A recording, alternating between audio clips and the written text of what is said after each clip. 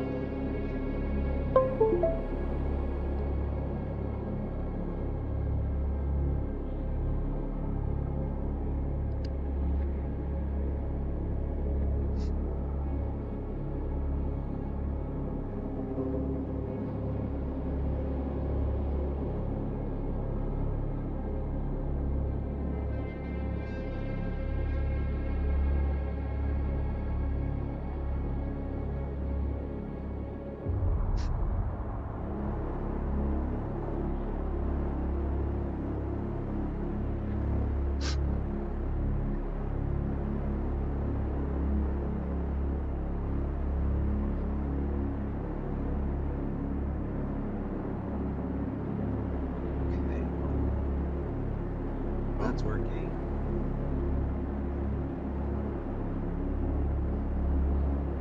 Oh, I don't have the settings for this yet. Let's see what these.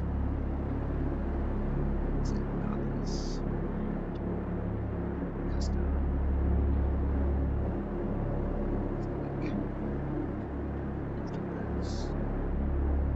Oop. Yeah, let's try that.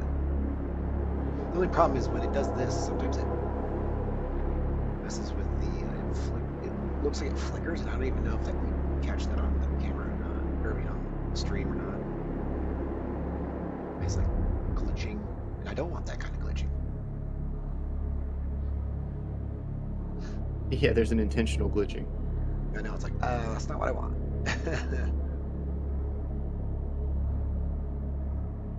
Oh, I see it. It's like, doesn't like to go up to the resolution that, ironically, it said that it goes up to, so. Yeah, there's an intentional glitching. I know, it's like, that's not what I want. Like, there's not a problem usually. This is why I usually have to exit and in and out of the application, or not the application, but the program, because then that's where. Oh, right. That's where there is there's audio coming in from something else. There's like a droning audio track. Yeah. Oh, you caught Okay. that? Good. That was my ambient little music that I'm just playing with. Okay, okay. I just want to make sure it threw I me turned off it for a off. second. I was Yeah. like, what the fuck I was I was listening just thinking, I was to, like, well, maybe I'll just put like a slight ambient droning in the background while we're talking for the ambiance. but yeah, it works for me. No, I turned it off. Oh, But yeah, I think it's also because it's like as I play with it, it like glitches out too. Doesn't like that I'm but so it does kind of match the background, yeah. the way it's glitching. You lean into it. I say embrace I it, know it's dude. kind. I mean, it's kind of cool. It really sells the idea that you're filming from like a dingy basement somewhere, like shoddy wiring through the ceiling. That's cool. That's very gamer. It's very online gamer.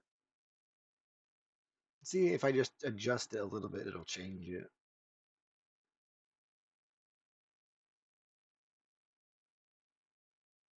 Yeah, see, like it's fixed now. It doesn't like 10. Uh, that's so Okay. confusing. It doesn't like 1920 by 1080. But if I go up even further, oh yeah, no, oh I see. It doesn't like. Oh, it really glitches out the further you go up. Like I don't expect it to go Move this them high. around. Whoa, that's interesting. I can do 160 by 120. What the fuck? Oh, it broke.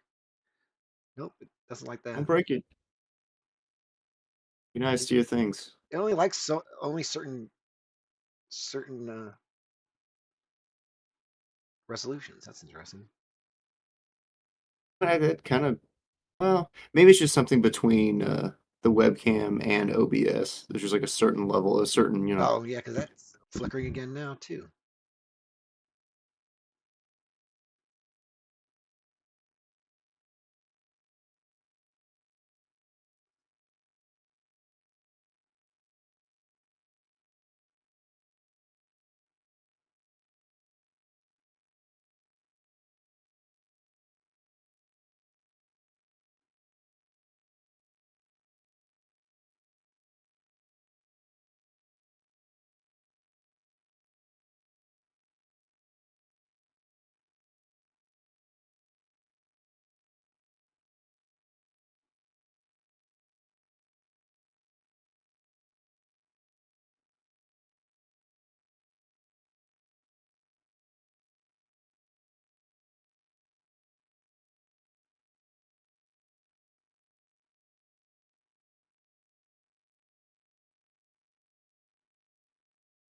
Hmm.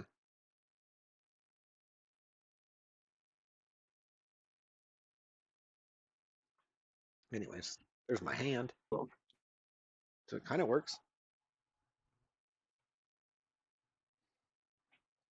I know I'm always afraid to show off any art. And I'm like, oh, I don't know. Can I show that? Get in trouble. if it's got little cartoon penises on it, I mean, maybe, I don't know. I know. Anything. I mean, I did mark that it's not for kids. The stream. You should So. know. Hmm.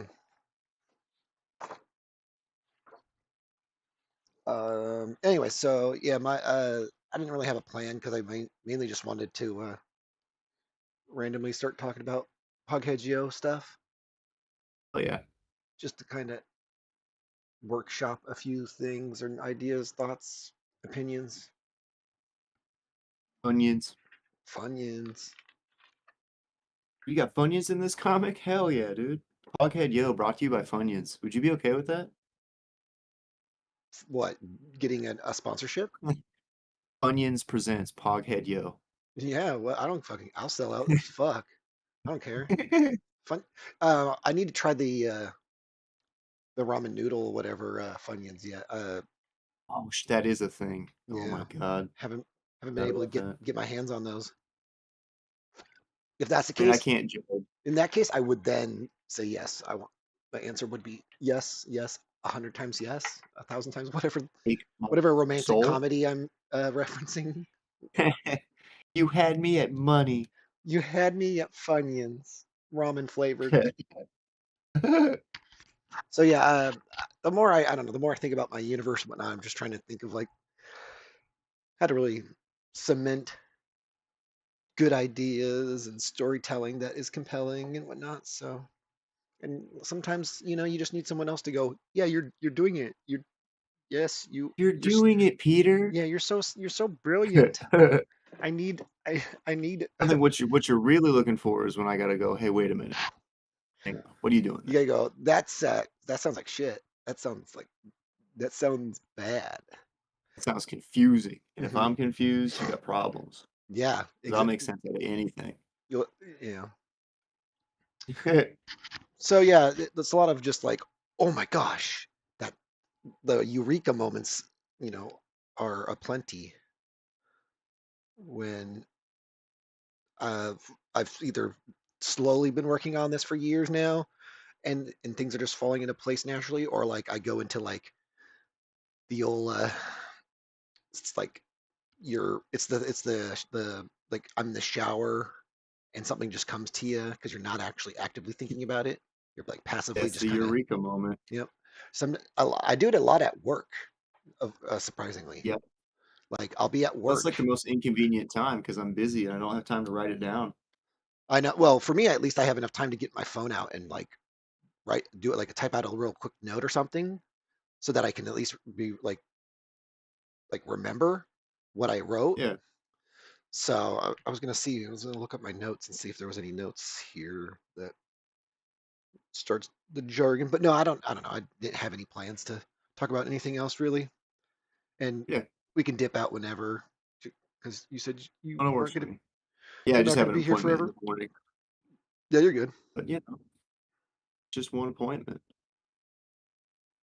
I have a note that just says 1.8. Hey, that's important. I want to say I know what that is. Oh, that's how many liters my engine has. Oh, that's an important note to have. Yeah, now that I know that, I'm like, what the hell is 1.8? I didn't finish the note. I Every time someone asks me about like what liter engine do you have, and I'm like, I don't know, and then they don't ever tell me. They just find out, and then they just punch it in, and they just give me a part or something, and I'm like, Oh, it's okay, this. thanks for educating me on what I have for next time that I don't inconvenience someone like this. So the last person I talked to was like, "You have a 1.8." I was like, "Cool, okay." And then I immediately went into my phone and went, "Apparently, just went 1.8." So Man, there we go. that's all you needed to know. So when people ask me and they're like, "What engine?" Or however, I mean, they're not always pissy, but just in case they are, you kind of go, "Oh, well, I know because I've memorized it or I've kept it in on my phone or something, whatever to get to that." Basically, I don't know about you, but I do that thing where I I visit. So I have like, say I'm trying to complete a task, like, and I'm doing multiple attempts at it Yeah. for the same kind of like thing. So like buying like again buying an auto part. If I go to the store multiple times, I should be getting better at like getting not just said part, but like how to order it and how to articulate stuff that Yeah. either I don't immediately have knowledge of, or I have to be like, yeah, I remember, I forgot what it was called. It's something coil, and they're like, and then I think ignition coil, but or injector coil, and then I'm like, no, no, it's an ignition coil. Okay, and my brain just stalls and goes, oh, which one's which, and which Yeah. one's the one I need. Just my brain just kind of does that, especially when I'm like not currently doing that.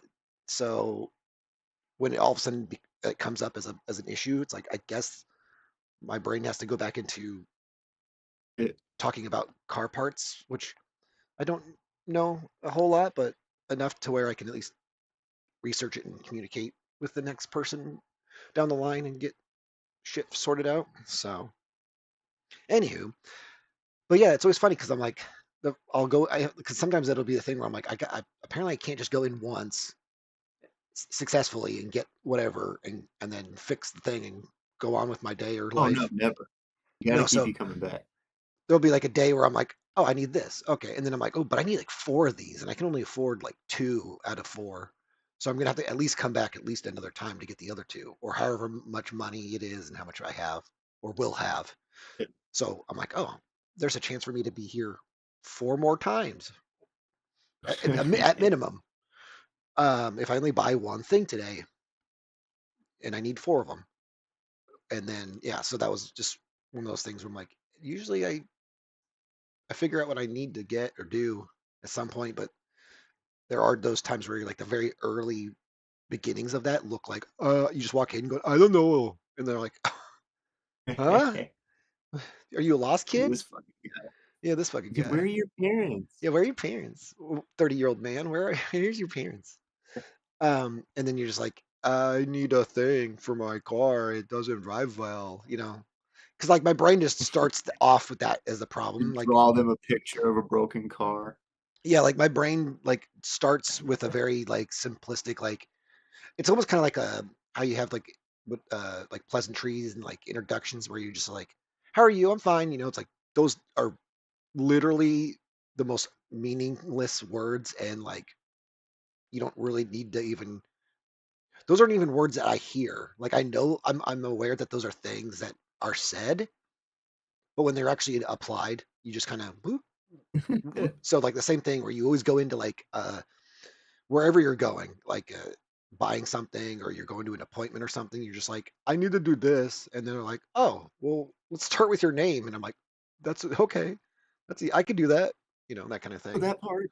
Well, I what's your might spell name? it wrong, but I can say it. That or your phone number depends. They're like either they want your phone number, your name, and then you're like, okay, well, how can I help you? And you're just like, okay, now here's where I actually like ask you the question or like or try.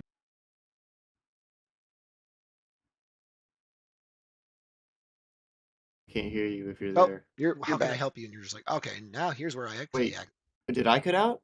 No, I think it said I disconnected on my end.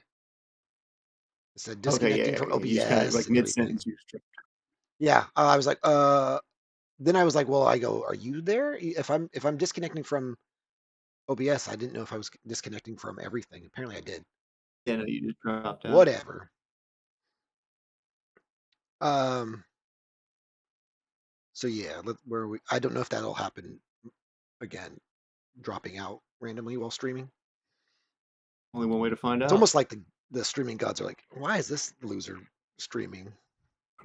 What are you thinking? Let's put an end to that. Leave. Why is he trying to like cast this out to the Stop to the trying. public?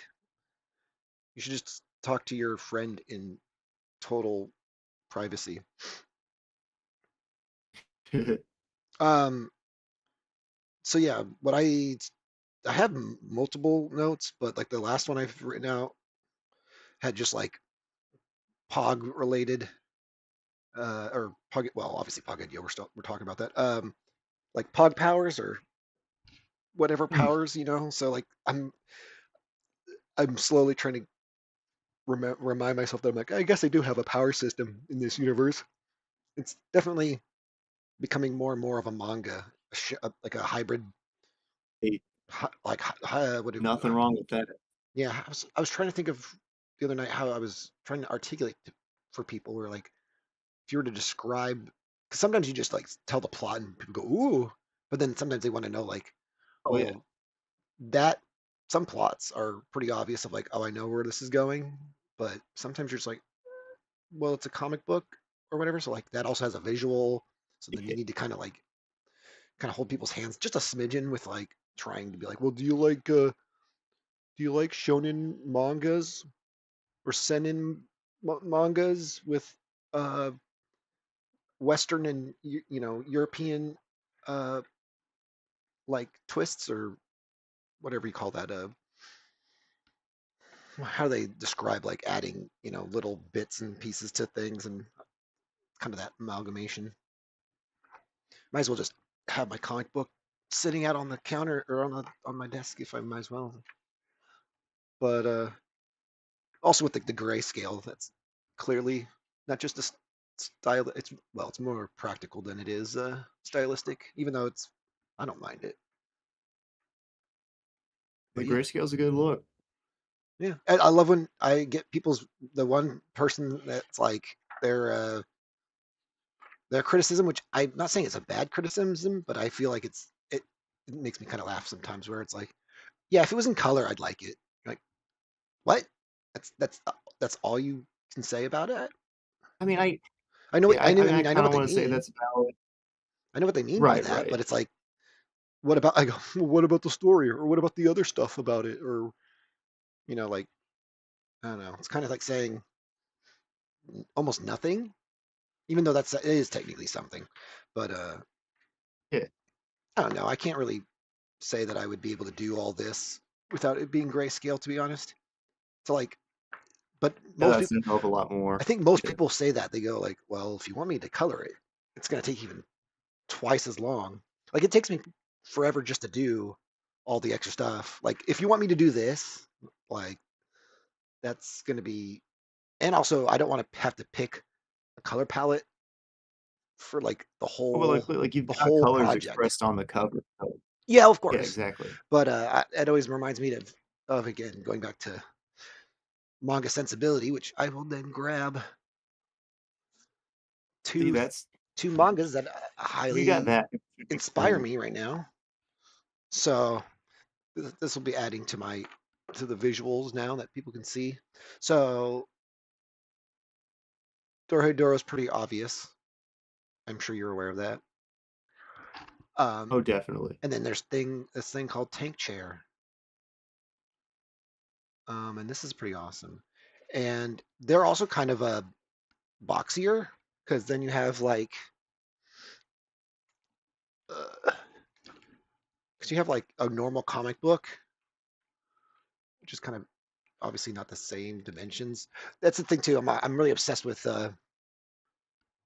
what are they? Oh, I already lost the word for it.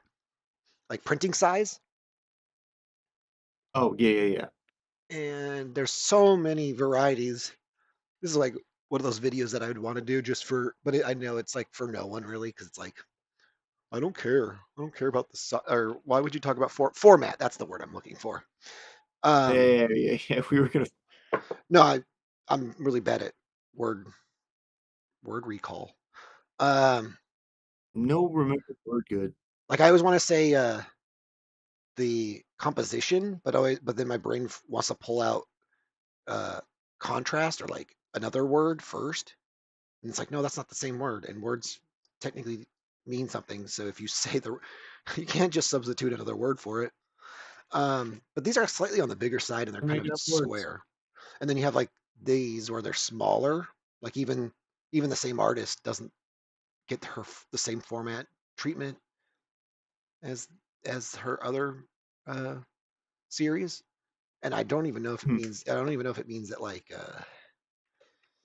they do much in terms of altering the art itself. Like what do you call it? Like the margin. I don't know if the margin is necessarily bigger, or they just do that thing where they just kind of overall blow it up by like Oh, right, right. I don't know, like by like half time, or maybe by one time. Because what they always say is they go, you have to draw a normal comic book 11 by 17, which would then mean it's like two times blown up from what it's going to be reduced down to on a normal comic book, which is Right. I believe it's oh 7 point something by something. I'm not a real fan. I don't know. I'm a loser. I that's why you have to have cheat sheets. Ooh, Freaking poser, bro.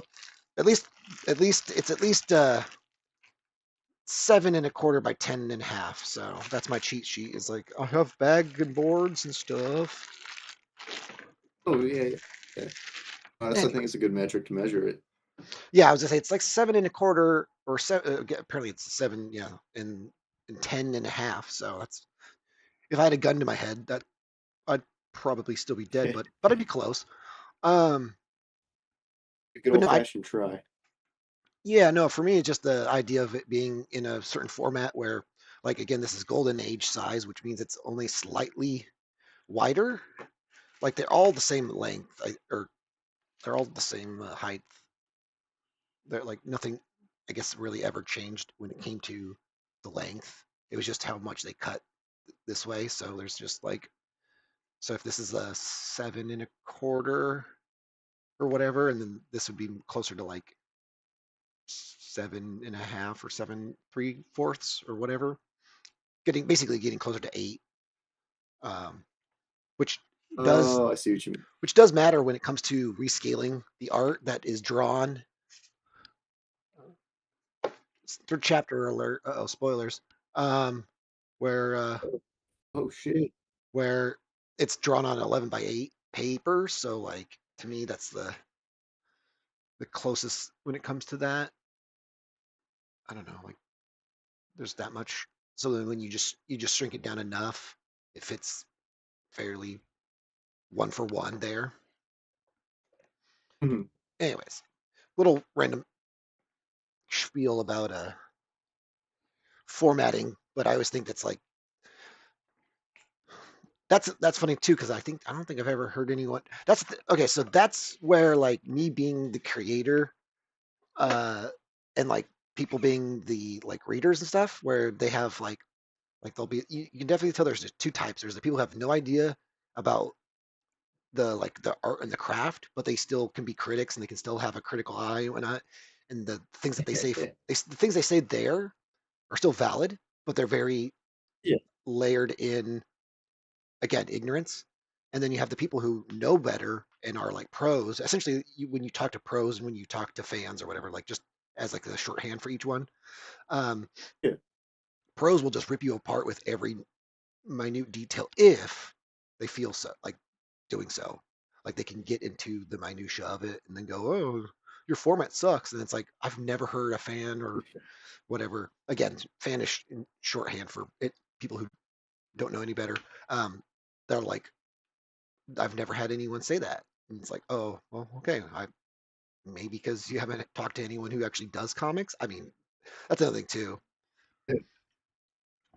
You're talking to non-comic fans or whatever, but then even then, I'm like, I don't know. Some people like comics and they still are, they're friends or whatever. So it still means that they're nice about it, even if they're well Yeah. educated in that stuff. Anyways, but yeah, it's funny when like if it was in color, I'd love it, and it's like okay, or I'd like it more. And then someone else would be like, well, if it wasn't a better format, and I'm like, does format actually matter? And I realize like I don't care anymore about formatting because I'm I honestly just curious. You're just using the term format in that context. It's just like, what do you mean exactly? yeah, like Like, I again, would like it better if it was in a better yeah, format. Like, what? yeah, That's all. I don't know. does these two types of formats like scare you from reading this versus this or whatever? Like I feel like it has almost no, unless you count the literal inconvenience of the physical document. Like this is like a floppy big thing, and this is a thick, hard little thing because it's Well, I got guess that's one way of like you looking could at say, it. oh, I could It put this still in just my seems like backpack. odd. This I could put Like, you yeah, obviously could put this in a backpack too, but like you're gonna beat this up more that right. way, or this is more on the go, and you can of course always say that like that's the forethought of the why Japanese have created such formats that they're usually on the smaller side for convenience and readability and on the go because they like reading on the go a lot, or at least they like the idea of it versus something else that you would have to go. It's kind of an event almost. It's like when you go to a movie theater for a movie instead of just sitting down at in your in your room and watching something. Because like these, it's like they're big. They're not. I mean, they're not much bigger, but like they're just big enough to be kind of cumbersome. And you're just kind of like, okay, well, I can't not. You know, just I get. I mean, I am being a little exaggerative to make that point of like, you're not going to carry this around and read it. Yeah. Like, what? Here's a good example. Like no one's. I mean, someone could, but like this thing's huge. Like no one's gonna just carry around their whole grand design. You know, it's a big ass piece of shit. But yeah, I mean, even though I love this format, this is Treasury, or well, this is collector special. I think it just means it's both comics because I have the single comics, and this is the Treasury edition. At least that's what they call them. And I don't. Oh, right. But every time I look at a Treasury edition, they don't look this way. And this is what they call like a modern tradition Treasury edition. I think I might have a Treasury edition, but that's what they used to call a certain size for like for DC and Marvel stuff. But it's just another like format where the it's literally just a dimension height and width. So, but in short term for like comic for shorthand for comic uh, regulars, it was like, oh, treasury is the word versus whatever else like everyone else Uh, on the planet calls it something else. Because like there's no new paper shape or sizes. Like it's just a matter of oh, hang on. I gotta grab something out of the oven real yeah, quick. no Hang problem. on. Let's see. But yeah, there's always some type of size that goes about creating its own kind of large format.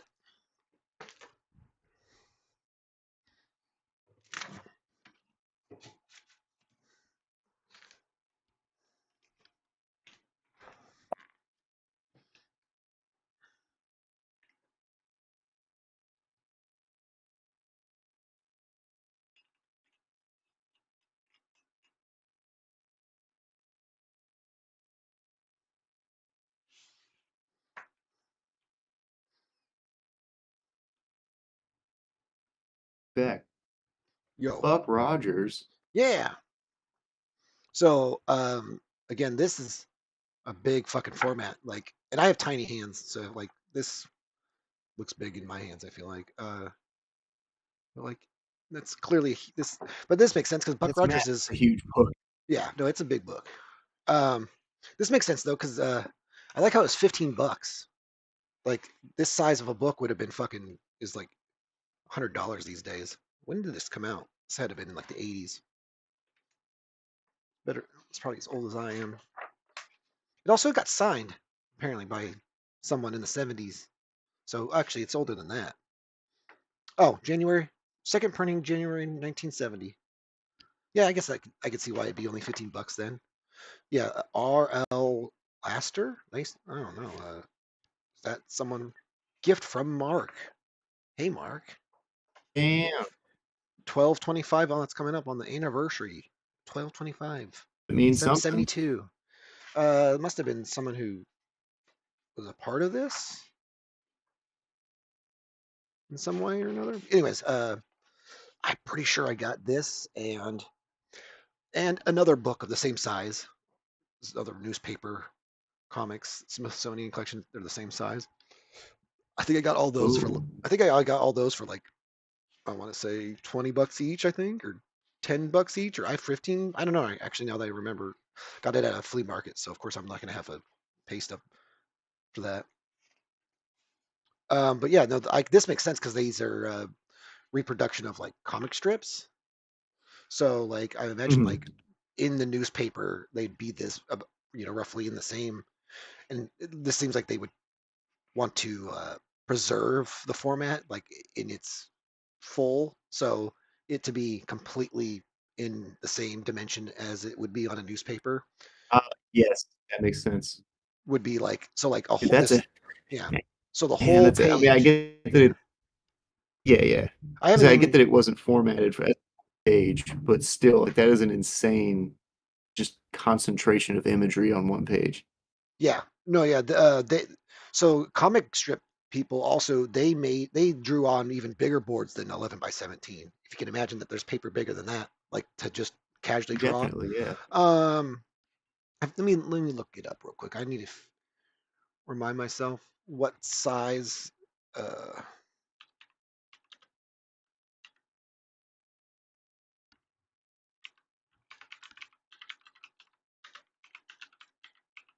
because there's someone that was talking about like the size that the originals for like oh what the what is it Nemo in whatever land or whatever Forget the full name to that. Oh, Yeah, yeah, the I know what you're talking original about. art to that is like literally can be framed in a large, like it's the size of a friggin' computer tower. Like it's big. It's enough to be framed and put on a wall and you can easily see it all. Um, Let me see if I can just type that in.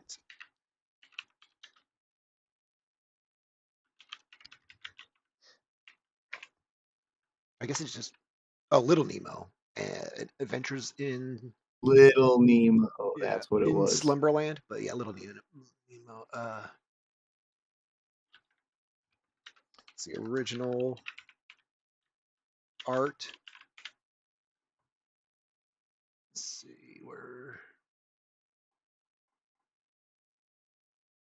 Because also when you look at like when they sell art and stuff, they'll give you the all the details of the art itself. They'll go, it's ink on paper, Indian ink on whatever, and it's whatever, blah blah blah. So if I can find the right thing, but yeah, but yeah, that I don't know. I'm kind of going off on a tangent, but it's basically the fact that it's so big already when it's going to get printed on a newspaper that you need to make it again. Going back to what I had said about normal comic book size, you'd have to do the same with that, where you have to draw even bigger than this book. Which again, this book is let's see, let's see, because I'm terrible at just eyeing it.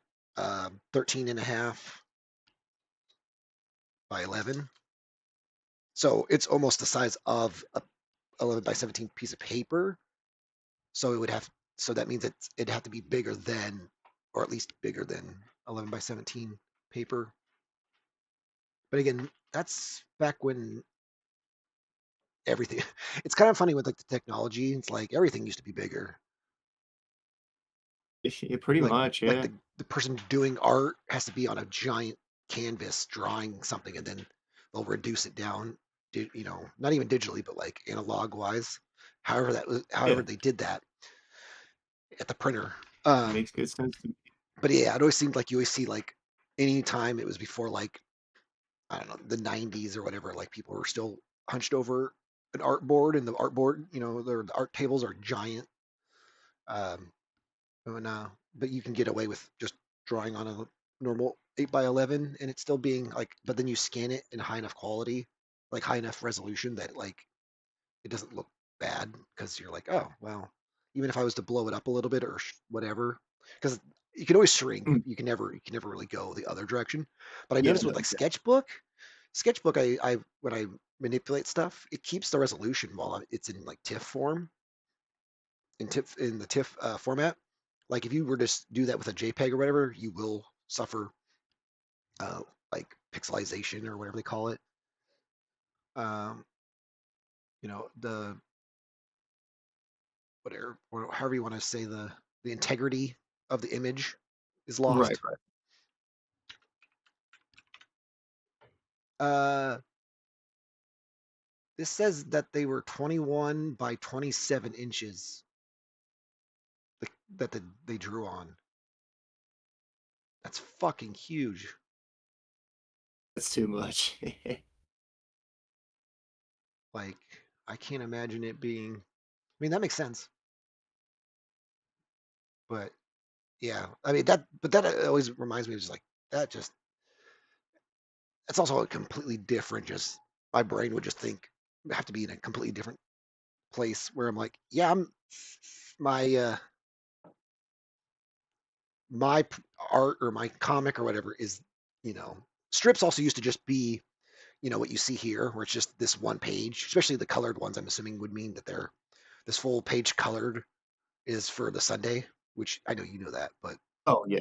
but like this one whole, I mean, I don't even have the whole book in frame, but there's still another thing. But then these black and white ones, they probably would only have just the single one. So then you would have just really long, big, long paper that you'd have custom cut. But yeah, that's how they, again, I'm probably preaching to the choir, but no, I I just mean, I get the general idea. think it's fascinating though. It's just like you get like, you could just do this one thing and you're like, and then you're featured in, actually, now I just realized you could do a thing where You get this. You have the same giant paper piece of paper you would have for the Sundays, and you would just do these four strips on one piece of paper, and then that also allows. If I was if I used the mindset of a fucking 1920s 30s artist, I would go, that's four weeks worth of art already done. I can lay back and get ready to do another four instead of being like, uh-oh, deadline.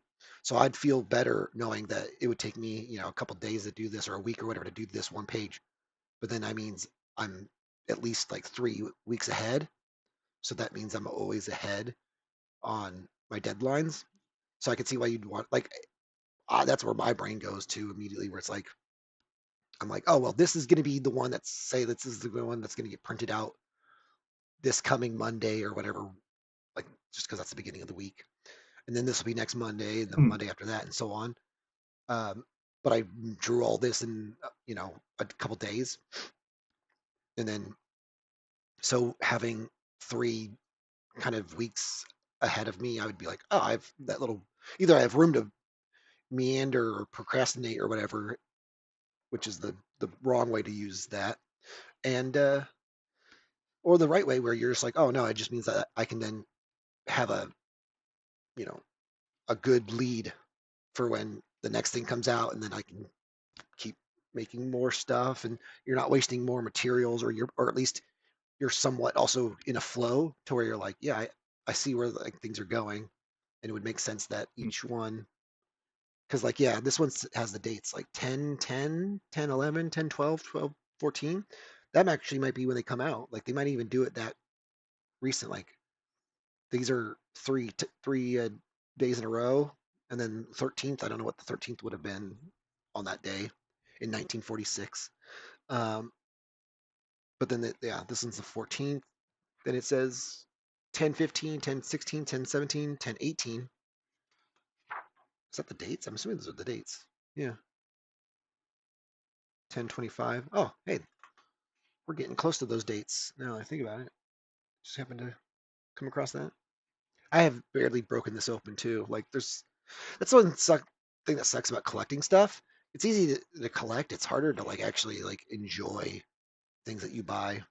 If you are more inclined to like collect stuff or like Yeah. obtain stuff, like I've obtained more books than I'll ever be able to read, which is to me is kind of a fucking Oh, absolutely. travesty or whatever. But at the same time, That Twilight Zone episode. yeah. But like yeah, like even just this one book, it's like okay. But then I look over here, and my at least my one single shelf of manga. I'm like, I've read most of those. Okay, like that's a big chunk of literature done. But then I like look over and I'm like, oh, I've got like 6 boxes of 6 long boxes of comics that I probably only read like a quarter of those, like 50 out of the 400 comics, 500 comics that's at least in there, give or take.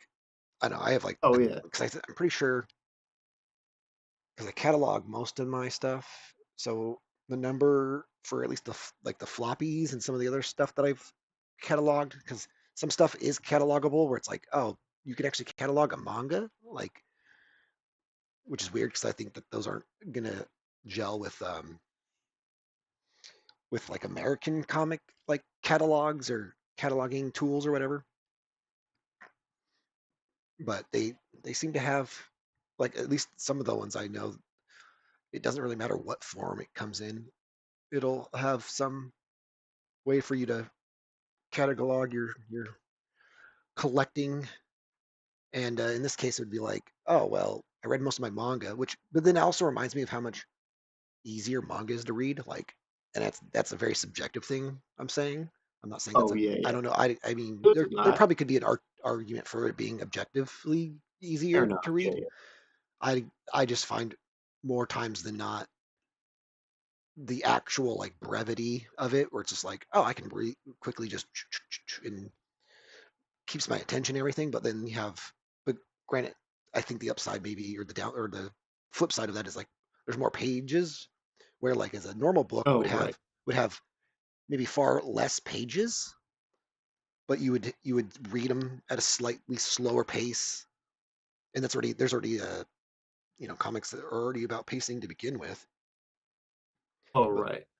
this is Batman the Colt. This came out, I think, the year I was born.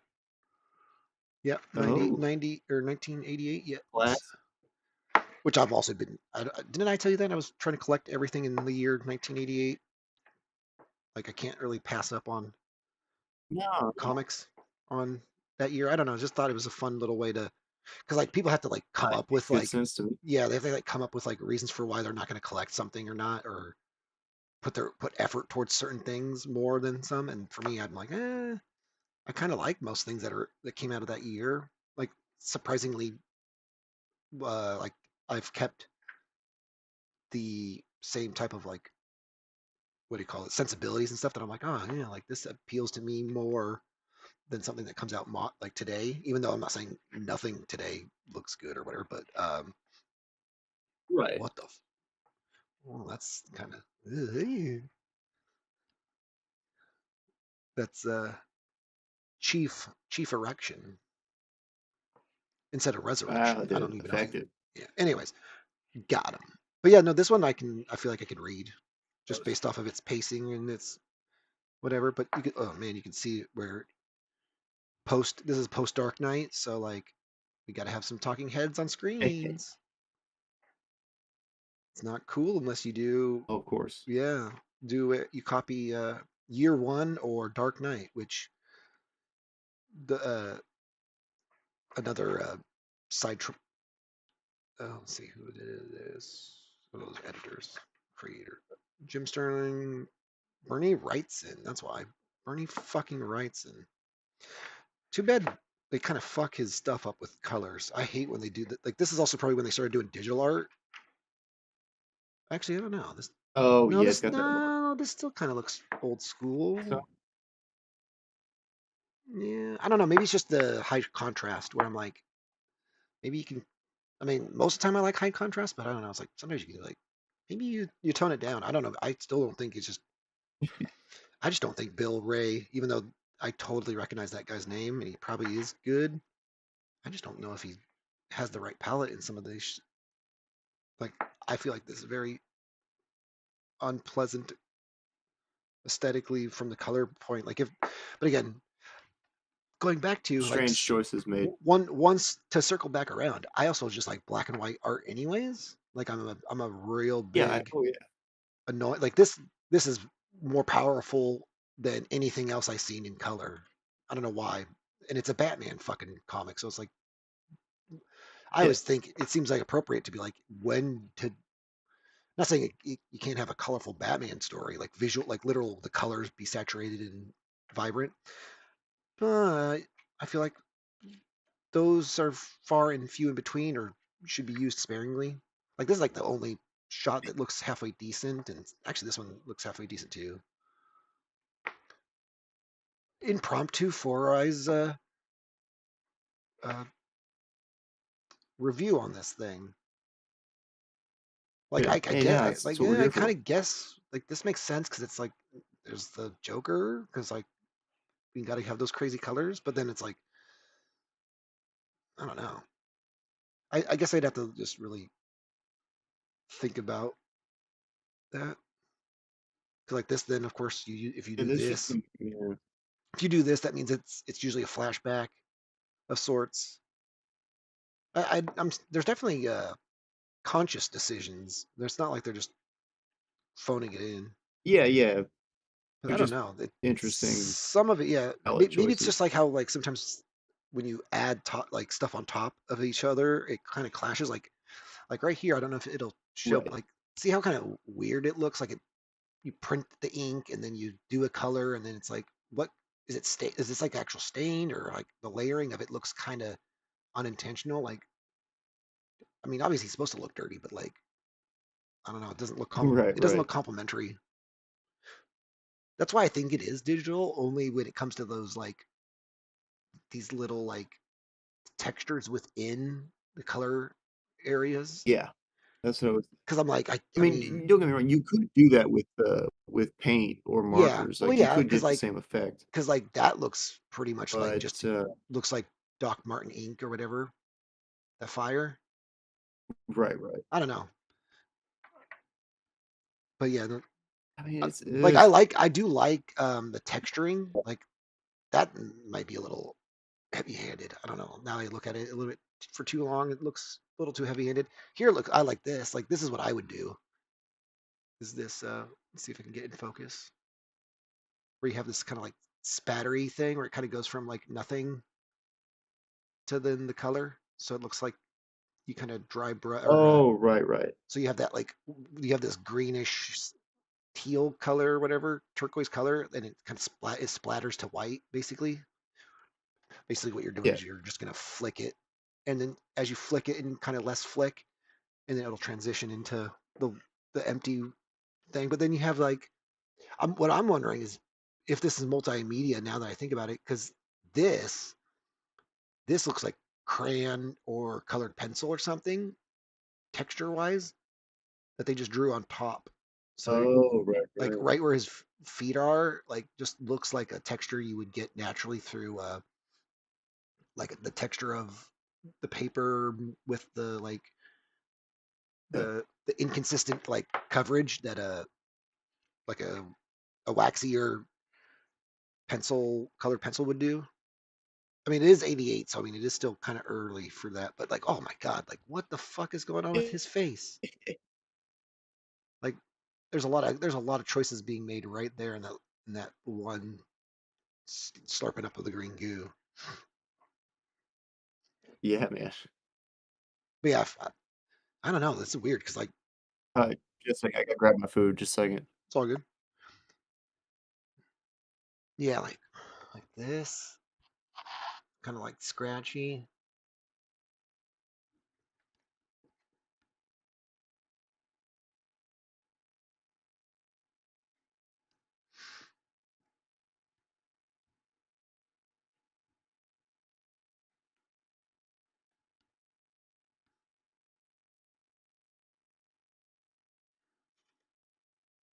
Missing some fingies.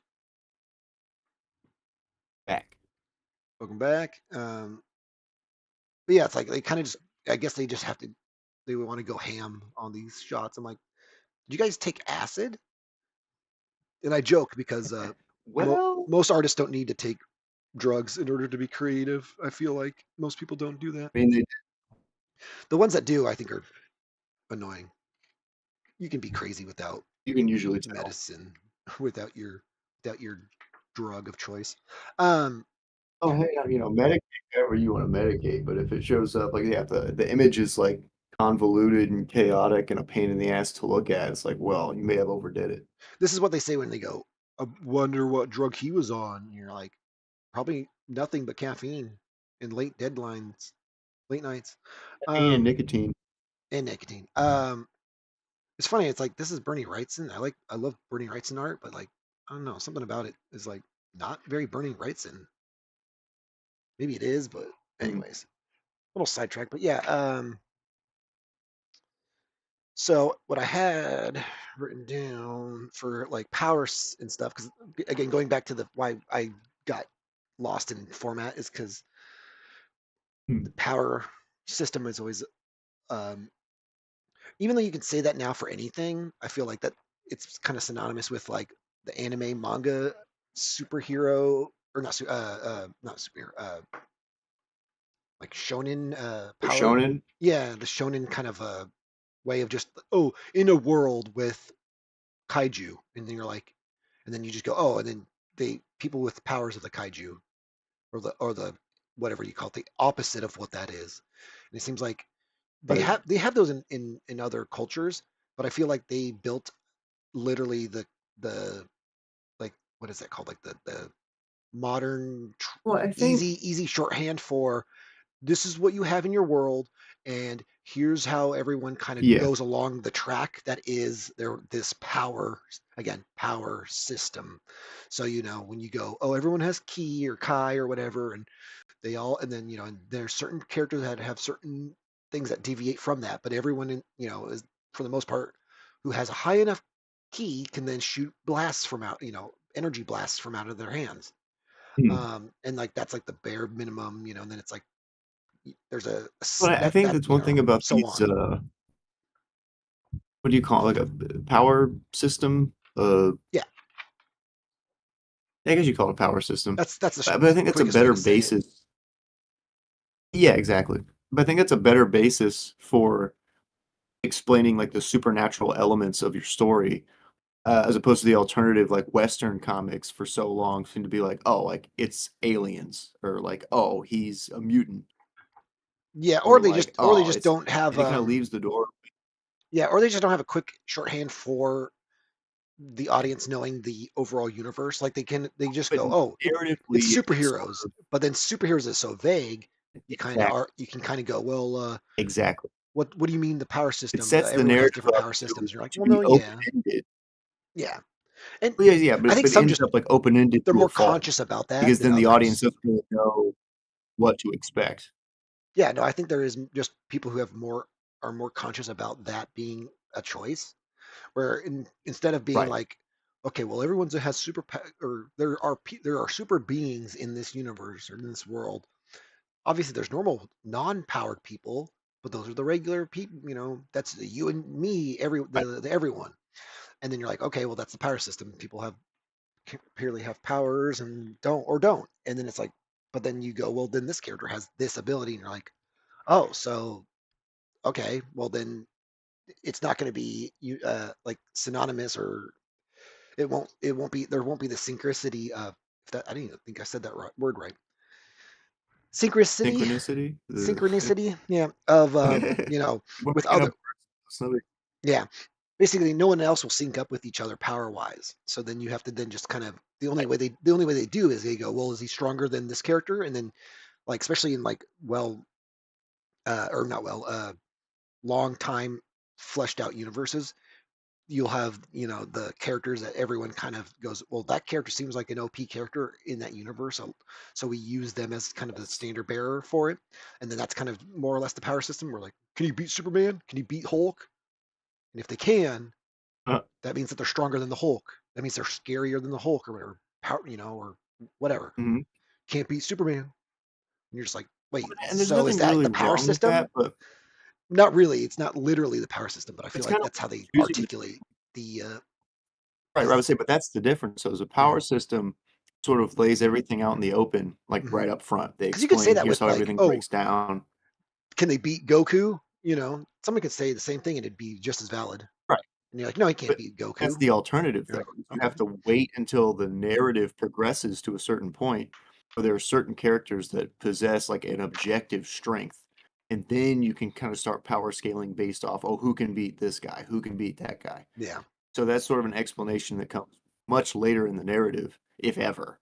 mhm, And yeah, that's I think that leaves audiences into a point where with, like the manga power scaling, power system type situation, you can kind of suspend your disbelief easier because you kind of have a general framework of what to expect going forward. Whereas with like Western comics, fucking who knows what kind of villain's going to show up next week? yeah, Who knows what kind of like new nonsense color of kryptonite we're gonna have to come up with yeah. for Which kind Superman of next week? I feel It's not like, necessarily bad, yeah, I but feel like that always kind of harder retroactively to kind keep of track puts of. people in it puts the writers or the creators of that universe like sometimes puts them in a weird position where like it's one of the Oh, two for sure. options. It's either it's too narrow minded and you run into those the problems of it being that, or it's too open and too the possibilities are endless, and that being a negative. So I don't know. It seems like that's where you kind of play with either the Western style, where it's like everyone does this, and then you just kind of go wacky with things, and eventually you start to rein it in a little bit by going, well, they don't have cosmic powers. They're city level. They're whatever. And you're like, oh, okay, well, there you go. Like you've kind of narrowed it back down to where we can kind of you know get an idea for it when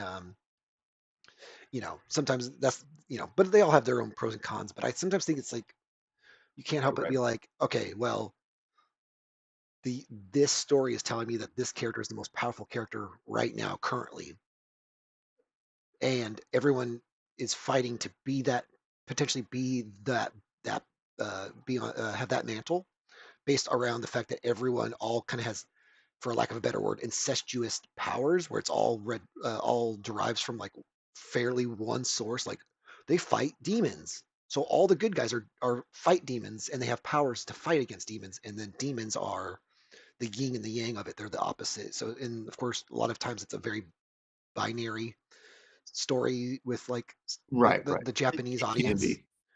Yeah, no, I'm like especially with Well, and that's an audience preference thing too, yeah. yeah, like that culture likes, like it's funny that culture likes being told what to think and what to feel. Um, that's not my opinion, but I've kind of learned to be like, you know what, that's Oh, kind yeah, no, of, it's like, it's kind of true. they want a more objective evil villain and Yep. heroic good guy. They The want it main more character like has to go, blatant. I They don't know must how to get believe, I must become the greatest whatever. Like you have to kind of, they I guess it's holding their hand, but it's really just kind of, uh, as it's an really, alternative, we end up yeah, with stories in the West where yeah, the villain is like, blew up a building full of innocent people. Oh, but she was an oppressed minority, so maybe she had a good point. She's like, yeah. nah, I'm pretty sure that was still an evil You're like, person. that's still Like, a, well, whatever. I think that's always funny too, because you're like, well, that's still a villainous act. Like, do you not understand what villainy is in like I mean, unless this is a Right, completely right. goo goo gaga crazy world. I don't know why you said it that way. Um, you need to, it's like saying like, oh, well, in cartoons, I can tell, or I already suspend my disbelief on like how people are being hurt because they're going to just bounce, literally, bounce back. Um, but in this way, it's like you're trying to tell me one thing. I mean, again, social justice or whatever comment aside, you literally are trying to continue to keep Oh, oh, the realism. So if you're saying they blew up right, like a hospital, like only a bad guy does that, like right. well, what do you call it? Oh, but we have this whole Premeditatively, they do it. backstory about their motivation. Yeah, Exactly, exactly. You were it's like consciously aware of what you were doing. yeah, as the character, but not, but then also the writer kind of has to then recognize that in their own self. I think that's the thing that really fascinates me now with modern writing and audiences is that people forget the funny enough the classics and the greats of yester times, they were also The old fucking messed up, broken people, flawed human beings, but yes, they either sir. had they either lived a life that gave them perspective enough to fucking actually have the proper perspective on life to be able to articulate this, even though they The might be, morality. yeah, like it's like saying, oh well, this character or this writer is going to be more likely to make a compelling story about the Holocaust because his grandparents or his uh, his parents experienced that, and so therefore naturally he'll have an inkling for that.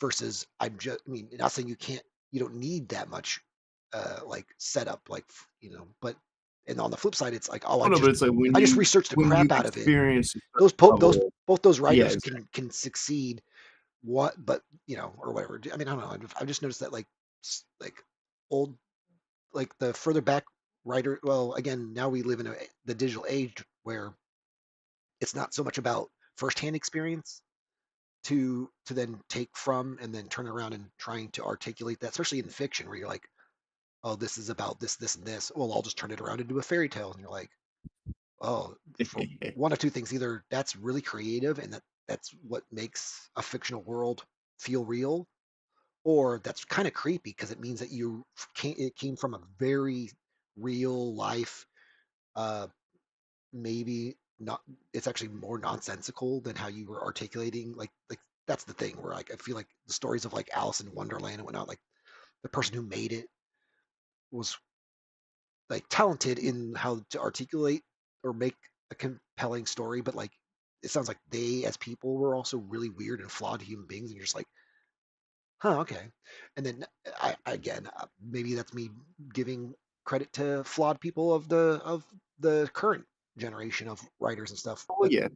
Look, but it that doesn't mean plays that directly into guys like him. doesn't mean they're good writers. It still means that like, well, yeah, everyone, No, I basically the joke is was gonna say what that everyone is. looks like a homeless person when or can act, or you can be convinced that like, it's a whole like psychological thing where like like if you weren't Hmm. super uh famous, but you were very successful, for example, and then you did the undercover boss style shit or whatever, people still kind of go, "Oh, I'm just gonna treat them as far as I understand who they are," which is again Right. that says something about people in general. But then they take their wig off and they go, "I'm actually your boss," and then they're like, "Oh shit," and you're like, "And you're fired," and you're like, "Oh damn," like, Act or surprised. or the opposite, where they go, "I want to set your family up for success for generations to come," or "I'm going to give you a new house and whatever, get you out of debt," and you're like, "Whoa, that person went above and beyond because that other person treated him like a human being first and not like a new Right. coworker second or whatever." Um, but yeah, that's just where like I've Well, noticed it's with a like more to some the point writing. with the writers, though. Yeah, I think, yeah, what we're dealing with for modern writing is a lot of people who, in this case, it's for better or worse, but in this case, it's for worse. They're hyper aware of the kind of opinions they're supposed to have and the kind of experiences yeah. they're Well, supposed you're to like now it seems like share with we're all people. just meta viewing now, where we're Yeah, watching it exactly, we're watching it exactly. to then be hyper aware Whereas back in the of day, everyone else's you've opinion got and anything somebody. else. uh, Oh, right, right. Well, they know that, and that's exactly the problem. In this instance, it can be a good thing, but in this instance, it's not. Because you end up, on the other hand, with someone like H.P. Lovecraft, who was a shut-in, Hmm. like had like a short list of friends, no family, like sick all the time, like was literally terrified of the outside world, and Yeah. that contributed to him writing some of the most effective, like horror, Hmm.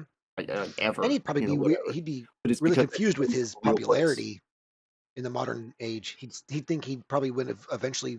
I mean, Well, I mean, yeah, he as didn't get far very as it popular. I mean, he sounds. got somewhat successful in his own time. But Well, yeah, it yeah, wasn't I really know, until but after that's what he I'm saying. died Like, that it it's really blew up. there's pretty much two ways of looking at stuff. You create something that you hope that like people will talk about forever, um, and the other hand is it's just so I can get paid, so I can continue living the mortal life that I will have. You know, only so much time to enjoy, and then you can get both, of Right. course, out of that. But I think two people, or there's usually two mindsets that you kind of head towards at one point or another, where you're like, well, I either need to make. Lots of people just need to make money; they need to survive. Doesn't mean that they. It's Don't not we that. all? It's not like they don't want to not also express themselves, but they just know that like that thing gets in front of the other thing first, and then once that's met, then the next door can be addressed. Um, and I think he would be the one where it's like maybe he maybe could have thought of that, but then again, we're just speculating on something that someone either may or may never have thought of about like the future of their work and going, wow, I never thought that people would Oh yeah, no. use I don't think people are too me and worried about my what writing, happens to the rest of yeah, as the like a world. way to like how you just say Lovecraftian, and people are just like, I know exactly what that means, and Yeah. even people who Well, it's barely its even own know, word now. yeah, and people are just like, Yeah. huh?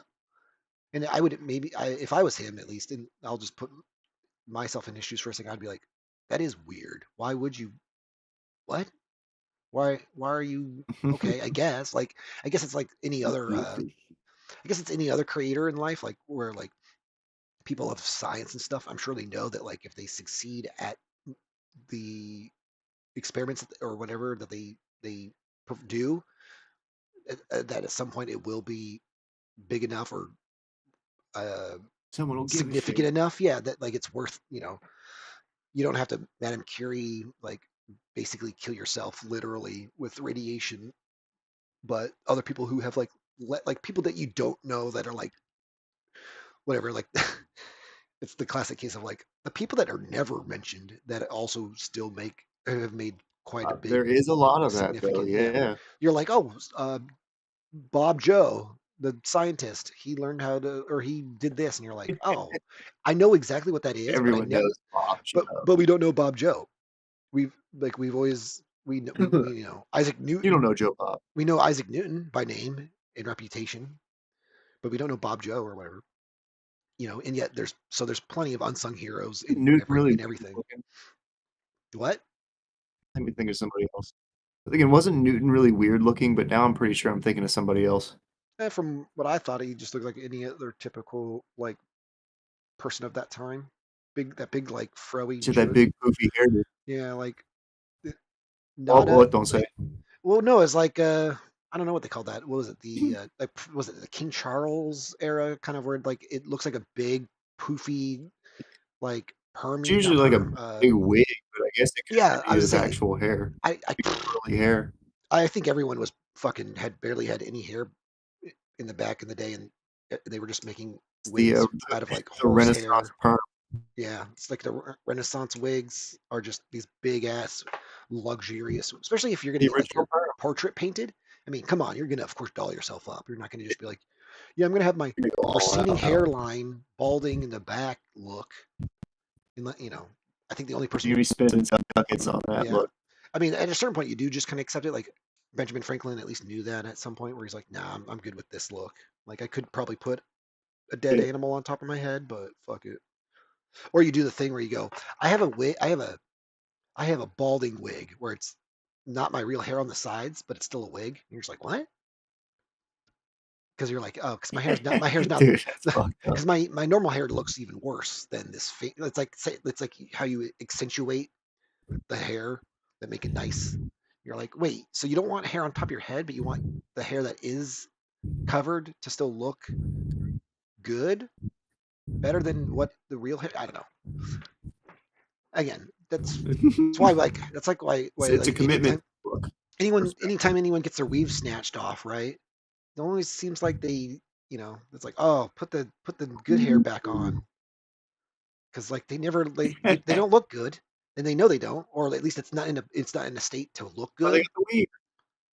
So most people who have wigs, they don't wear them to just go, actually, I have really great hair underneath. I just felt like, I mean, unless they're like cosplaying or What something. a concept. Yeah, that's different. That's Well, something it's almost else. like that's the function of a wig. Don't mind Dude, exactly. What? the That's shitty wild. hair on that, and that's a wig, dude. Sorry, Dude, he's getting wigged on. that was me trying to pull a dudesy thing. Hold on, pal. And that's what wigs are for, dude. I Dude, don't you're know. wigging out. That's a podcast I'm referencing. But yeah, so yeah, I don't know. The only podcast I know is What? uh I don't know. I was trying to say something clever. It left me. You don't listen to any podcasts? I was gonna say the only podcast I know is, but then I couldn't think of a funny answer to give. Oh, Joe Rogan Experience. Yeah, I guess that'd be the Everyone knows obvious that joke to make. one. That's all I Everyone. listen to. I only listen to episodes to the. I only listen to the Fight Companions. I don't even know what that is. That sounds kind of The like a fun podcast, yes. at least name wise. It's probably Oh not no, a. it always is. Sounds No, they like, just watch. It's him. He has like multiple guests on, and they watch a UFC fight yeah, and then like commentate over it for the podcast. yeah. Mine would be a much nerdier one where we would just watch like anime fights and talk over those. Yeah, those are just called. Yeah, those are just called. Oh, okay. I was gonna say we just The watch fight cast. anime and just do commentary tracks. No, I was just thinking But you it's could do anime just fight. the Yeah, fighting, dude, that's a hell of a because I knew you were going to concept. say it's Yeah. something to do with MMA or whatever, or like professional or organized fighting. Oh yeah, yeah. So I was like, oh, the only thing I could think of doing my version Anime of fight when I hear fight convention. cast or whatever, I'm like, yeah, we're always gonna Dude, highlight. let's. It's kind of like when you highlight just a single match in wrestling, where you're like, we're just gonna watch this one match and talk over it. You're like, I could do that, but also I could also do that with anime. Absolutely coordinate that. But yeah, I don't know. Dude, yeah, no, we're gonna make it work. We gotta get the Ginger in here, and I mean, not right now, but at some point in the future, we're gonna watch the same video of an anime fight. We're gonna do multiple fights, and I'm gonna Yeah, record commentary. It's gonna be great. we could do that. That'd This be is a a fun that little was $1 million. one-off thing. Yeah, you're like, oh shit, I'm into it. it's, and then you just do like a super cut or whatever. You just cut like each like chunk of it for like each like because you do like a review of it and Exactly. everything. Yeah. So you do all the different like if you're doing like epic fights where you have like multiple like whatever you would call it like parts. I'm using parts as the general term for that, but you'd be like, okay, we're doing Goku versus Frieza, and you know that that's a long ass fight with multiple Oh yeah, phases and whatnot and whatever. And that so companion would be multiple episodes. yeah, exactly. So you'd be like, all right, here's when like just basic ass vanilla ass Goku fights vanilla ass Frieza, very the first clash, and then we can make the joke of it being like this is the first time these two have ever fought to get once it's against each other, you know, and then it's like I'm down. yeah, then the event the next one would be like okay, here's where now Frieza feels like he needs to evolve or whatever. You're like all right, now we're watching Frieza phase 2 or form 2 versus Goku Kaioken or whatever. I don't know each phase actually. That'd be enough to where like I Well, don't know those intimately enough to where like that's at least worth from like going through each thing and trying to how to break down like each because I'm sure that's only like some things can only be like 15 to 30 minutes worth of each kind of thing. So then you're like, because obviously the idea is that it's just being taken from an episode essentially. So then you're just like, yeah. you gotta like super cut the first fight, which is like technically 2 episodes worth, but there's only like 5-10 minutes of actually fighting with other things that you have to cut out. Kind of like when they do that with YouTube stuff, where they're like, the what was it? There was like a super cut of just like, what was it? I forget what was it like. They do like Dragon Ball, Namekian arc, but in one movie, and you're like, huh? And then it just like Oh yeah, yeah, then yeah. it ends up being like 6 hours of just trying to cut out all of the The unnecessary good ones, stuff. the good ones can edit it down to like 2 hours. Yeah. No, I noticed there was one where it was the. I'm assuming it's the same person that does it, but they did one with the Saiyan arc, and they cut out almost everything that had to do with Snake Road. And I was like, you know what? There you go. That's actually not too bad. Like he literally just You don't need it. yeah, he just jumps on it and goes, "I'm gonna go off to meet King Kai or whatever," and then he shows up, Literally and then don't see him until he gets there. yeah, actually he doesn't do a whole lot in that stage at that point because he There's like the Snake Sisters or something. like Queen whatever, Yeah, and there's nonsense. It's yeah, silly, unnecessary nonsense. and he only Like has to credit to Toriyama. yeah. Got great art. Well, see then it reminds me of then like when people like get mad at filler because then I'm like, oh, that's like basically the answer to filler is like Canon filler. yeah, just take it out. So like he only chases after bubbles, and then King Kai's like, here's how you do Kamehameha or whatever, or not Kamehameha, but Yep. whatever, or how do you train or whatever. And it's like, well, that was Okay, okay. quick. Yeah, and then he's like, he's doing the, he's technically learning how to basically. It's like a quick way of like summarizing. Well, the gravity on this little planet is way different, and then he finds out that's how he would train to get better, and it only is articulated through that like dialogue, but also then to chase Bubbles the monkey. And then after that, it was kind of like your training's done. And I'm like, wait, where's Jeff? Whatever, Gregory or whatever. And then he like I don't even know if like you see him very Report. often. Like he's not even No, really part of it. So then it's you're really like, the only time. yeah.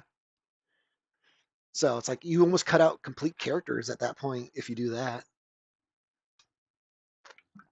Well, who the fuck remembers Well, but like at a Gregory? certain point, seriously, and I look nothing against Gregory. I'm Yeah. just saying, like, who, like, what does he do other than that one thing? hmm Like some characters obviously will eventually pop back in. And you're like, okay, that makes sense, I guess. Like not Yeah, everyone's just gonna go completely a lot of them don't. to the now that I think about it, because I'm like, fuck, like who's more useless than Gregory? I don't even. I think even Bubbles gets at least not in universe, but like even fans at least still remember Bubbles. They're like, oh yeah, like the monkey, like because it's a reference to like Michael Jackson's monkey or whatever. Like people still say that, you Oh know. yeah.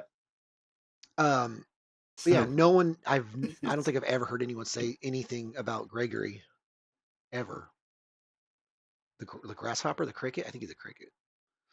Um, uh yeah, it's like sounds right. it's like when people forget that there was like this whole like whatever subplot of uh, what was it, Nappa and Vegeta on that alien bug planet, and they're like actually doing Yep. something on that planet before they just blow it up or whatever.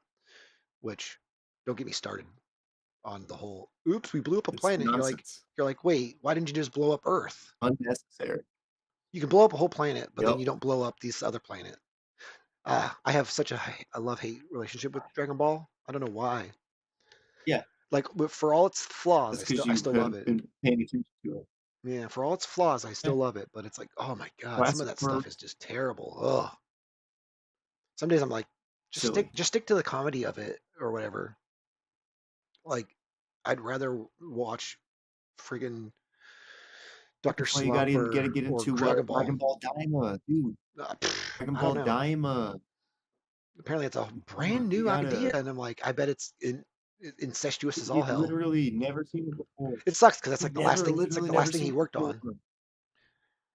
I You know, and know. dude, that's why I got so into Sandland. That feels, Yeah. because I Oh, really dude, enjoyed Sandland Sandland quite a bit. is the exact example of you can still like anytime he breaks away from the dragon, and he almost sounds like he was that way with like the Dragon Ball just stuff where you're like whenever he broke away from it and could do something else, he actually had more energy or more excitement or more creativity behind Oh yeah, that. So I it was, shows. and it was just crazy to be like, I guess eventually Sandland's going to get the Dragon Ball treatment now, I guess, where everyone, oh, I know what that No, is. I love it.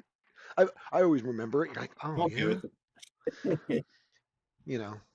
But again, I'm okay with it. that's also kind of cringy to have me think that then because I'm like not like that's like saying like oh, everyone knows about Ninja Turtles. It's like, oh, I better stop liking that. That's gonna ruin my love for the one of the most hoard out franchises of all time. Like that's I love Ninja Turtles and I don't like everything that they've done, but I know how much of a friggin' whore that franchise is. Everyone has their grubby And fingers everywhere. in that hole, and they're just You gotta make that money, this bro. is an adult stream, so I'm just gonna be like they're just punching that hole just into a mush. Um, Yep. Imagine what I was trying to articulate there. Um, I can't. all It's an right. adult stream. Yeah. So let's see. We got basically I came up with the realization that I'm like, well, so for me, it's a lot of I've already planted some of these seeds, and some of it is literally in the book. So I can't really go back. I mean, I can obviously, but I mean, I can retcon or whatever. But like some of the Right. stuff, it's like I was being clever the whole time, and that's like the schmarty pants, reaction. Or oh, that just that was just my first thought of articulating something, and I've just now found a way to articulate it more uh in a better way, or like it makes me feel like I know what I'm talking about. So like when it came to like Right. when it came to like shine, it was like, well, I want like ESP or whatever, or telepathy or whatever, but then I don't want to call it just that ESP or whatever.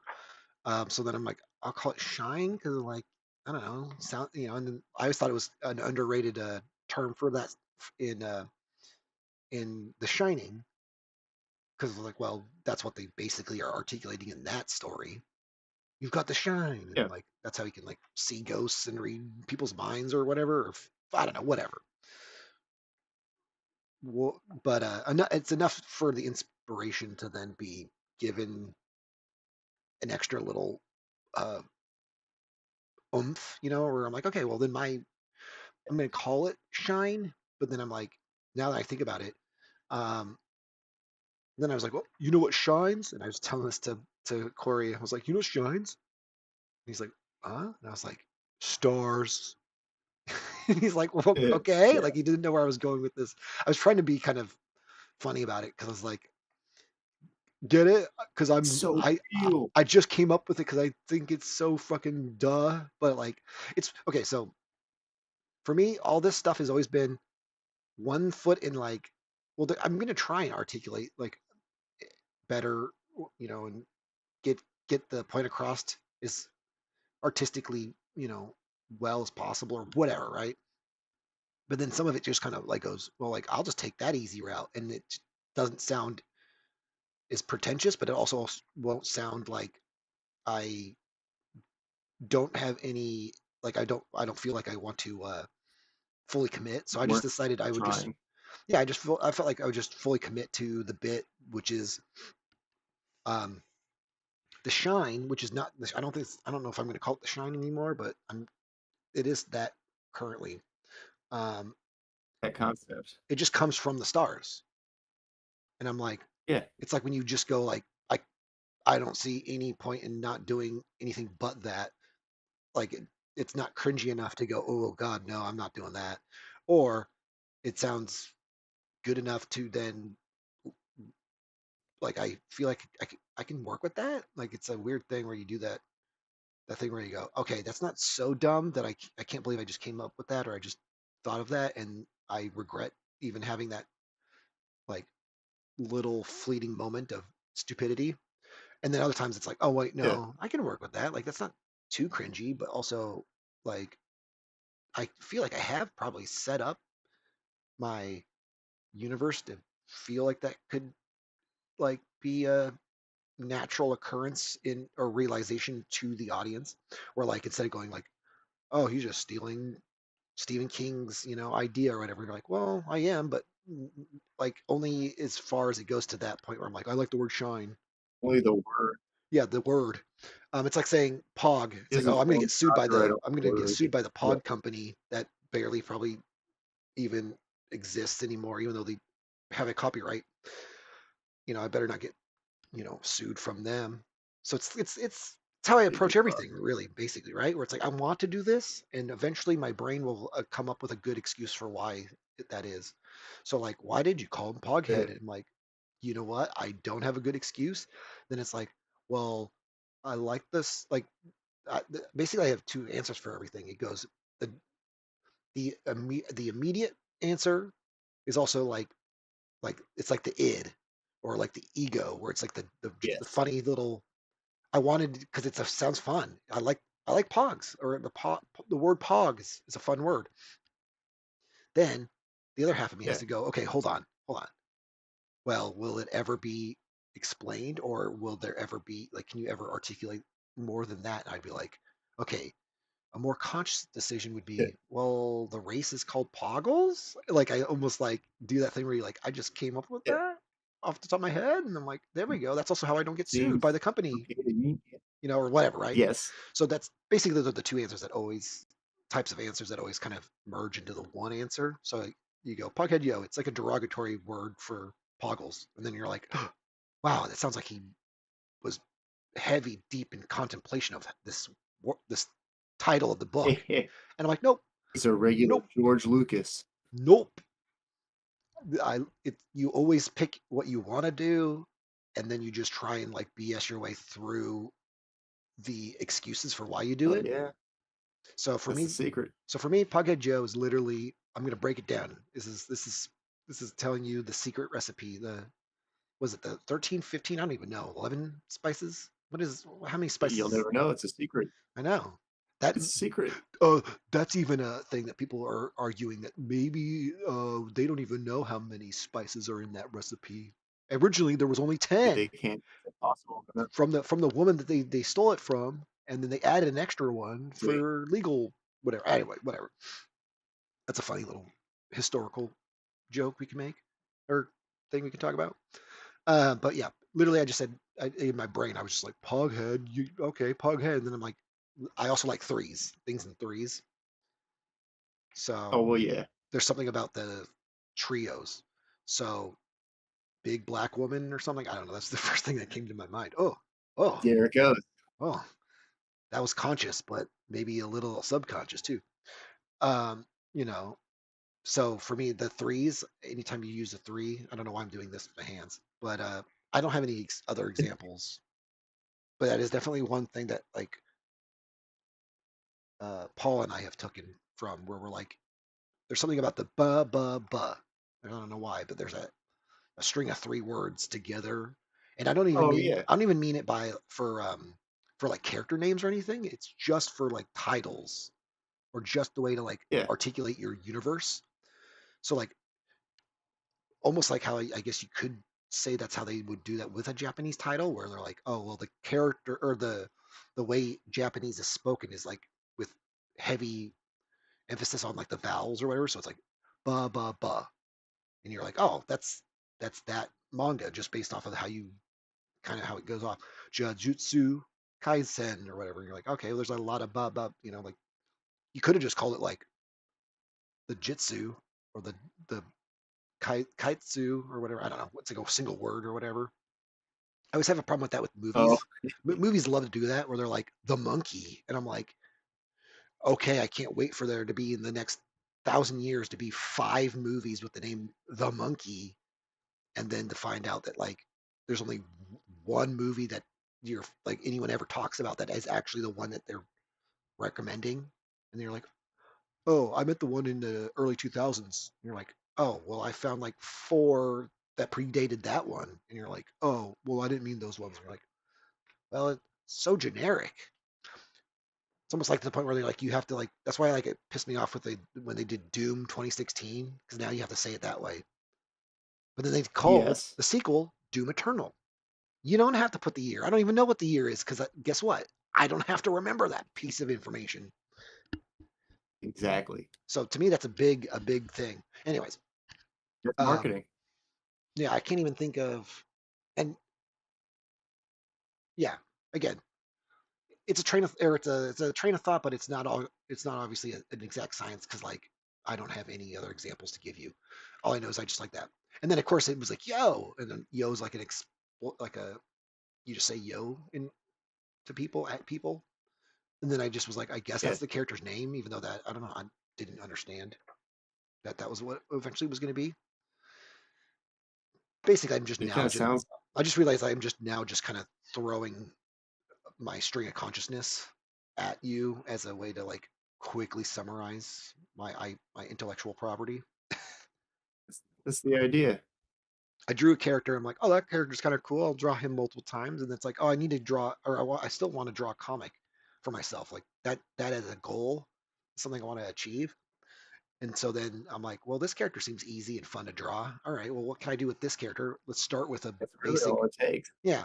And I also want to go into the design of the comic that it's the idea or the concept is easily adaptable to the medium.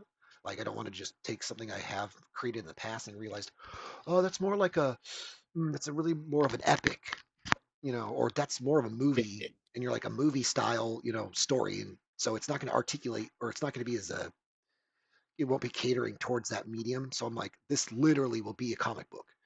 Again, there's plenty of examples out there that they started out as one medium and they easily blurred into or threw them into every other thing, form of media that you can think of.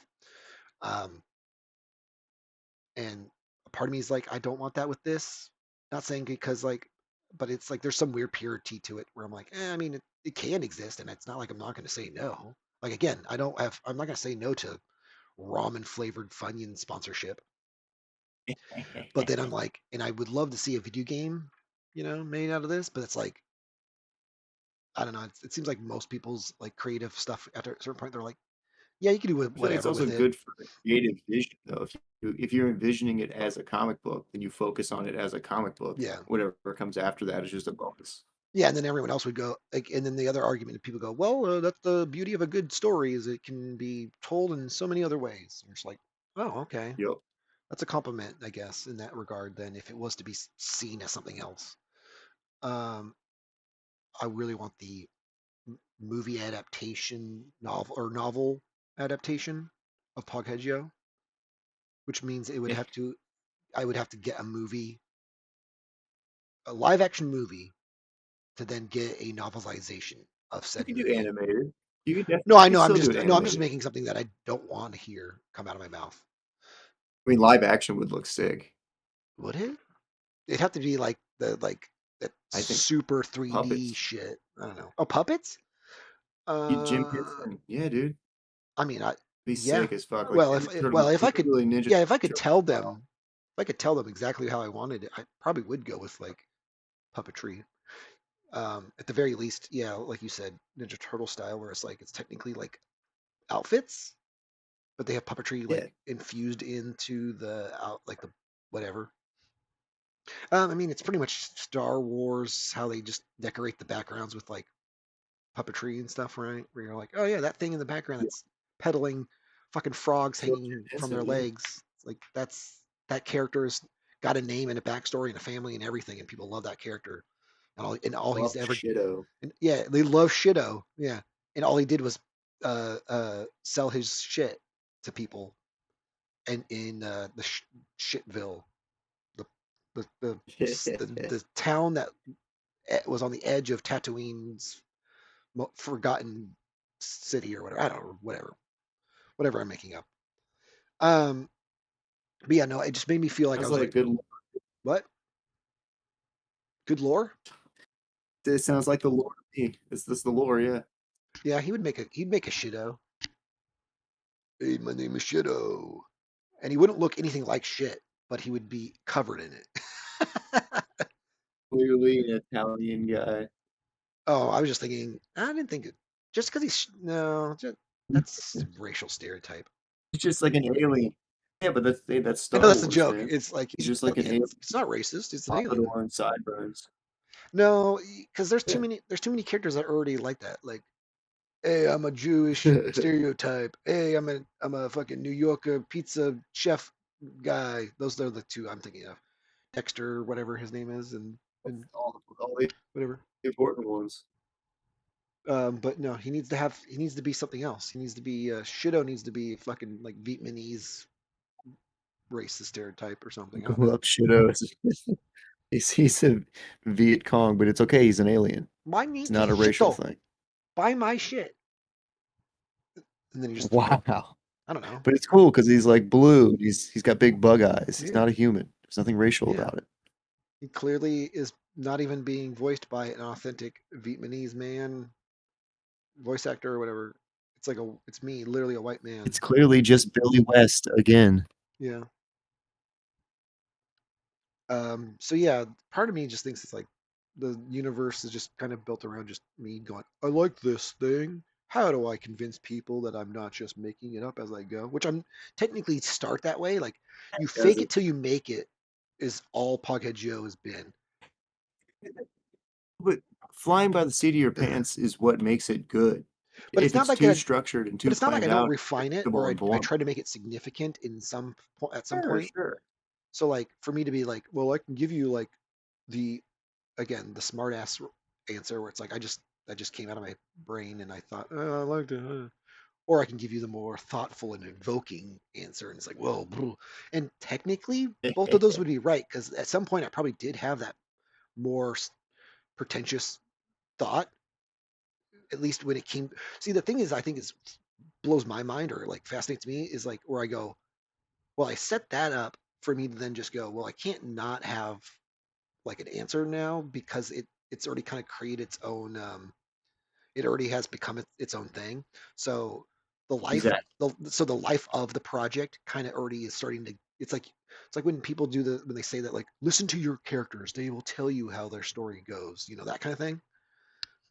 It's the same thing Yeah. here where you're like your characters will tell you what they want to do next and whatever and blah blah blah or naturally things will just kind of click into place. And so for me it was just like I want to use Shine because I don't want to use ESP or telekinesis or some other like lame generic way of saying it.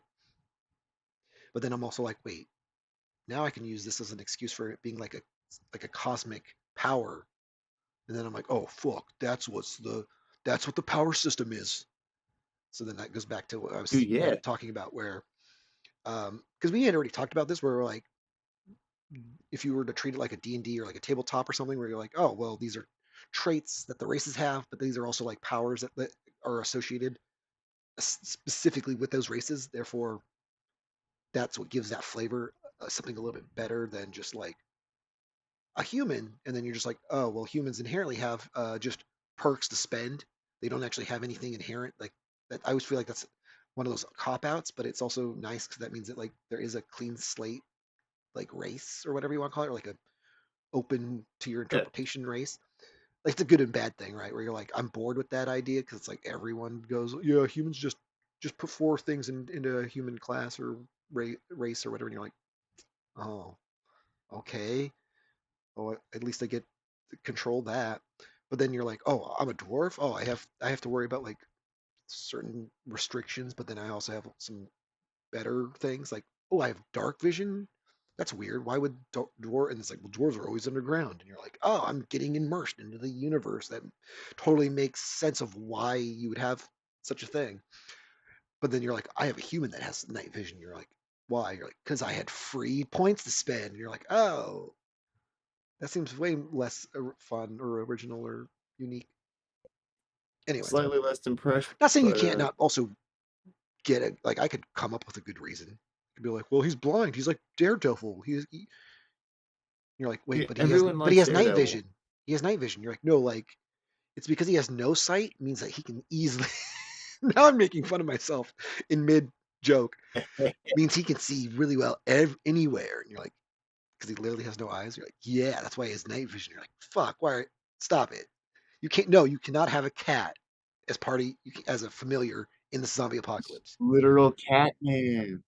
Sorry, that's always going to be my. That's I'm always going to perfect. reference that playthrough that we had where our friend that was also named Corey, just to confuse audiences even more. He wanted a cat You as only his. hang out with people named Corey. Yeah, yeah. We're actually They all both named spell Corey. them, but yeah, we all spell it differently. It's just it all Yeah. sounds the same when you say it out loud. You know, I'm Corey with a V. That make no sense. Anyways, uh, so yeah, I just was like, okay, well, I'm okay, so Corey with a T and you're Corey with an S. with a T and S, um, it's like when they do that thing with like a replacement for a vowel or something, and I'm like, Oh oh, yeah. or like leet speak or whatever, where you're like, well, some of that has actual logic. I mean, it all has logic, but like I wanted to make a joke where you're like, I put the V where the O is. You're like, what? Yeah, Why? And it's you're like, badass. like, cause it sounds cooler when it's CVRY, and you're like, whatever, dude. Well, okay, man. Anyways, that I yeah, I'm not gonna quit my day job with those jokes. Um, Gotta find the right audience. yeah, at this point, I'm just like, well, okay, I'm just gonna commit to Poggles have a inherent celestial, cosmic power bestowed upon their race, their species. Uh, but um, you have, but then I also was like, well, then because we again going back to what I was saying, where like you have the power systems that you were based off of races and stuff. I'm like, well, then there's shroomies, and shroomies are like mushroom people, and guess what? They get to then have, um, more of the fungus related stuff. And then I was like, well, then, All the psychic power. not necessarily. I mean, I'm not saying there's no there, but like a like hold on, Oh yeah. like hold on to that as like a clarification. Like I don't have a yes or no answer to that yet. Because the idea was I was Hmm. trying to do a yin and the yang, where even though it's not a good and a bad, like entities, it's more like what would the other variety of powers that would exist in this, and how would they somehow come off like it's a natural evolution? Because again, spoiler, the whole point is it's thousands of Oh years in the future on Earth, yeah. and there was a mushroom bomb, literally a Whoa. terraforming bomb that would then cause the inhabitants of Earth, future Earth, thousands of years in the future, to evolve. And I think that there'd be this fungus slash Gaia, and I'm using the word Gaia intentionally, like to to invoke that it's a more earthly.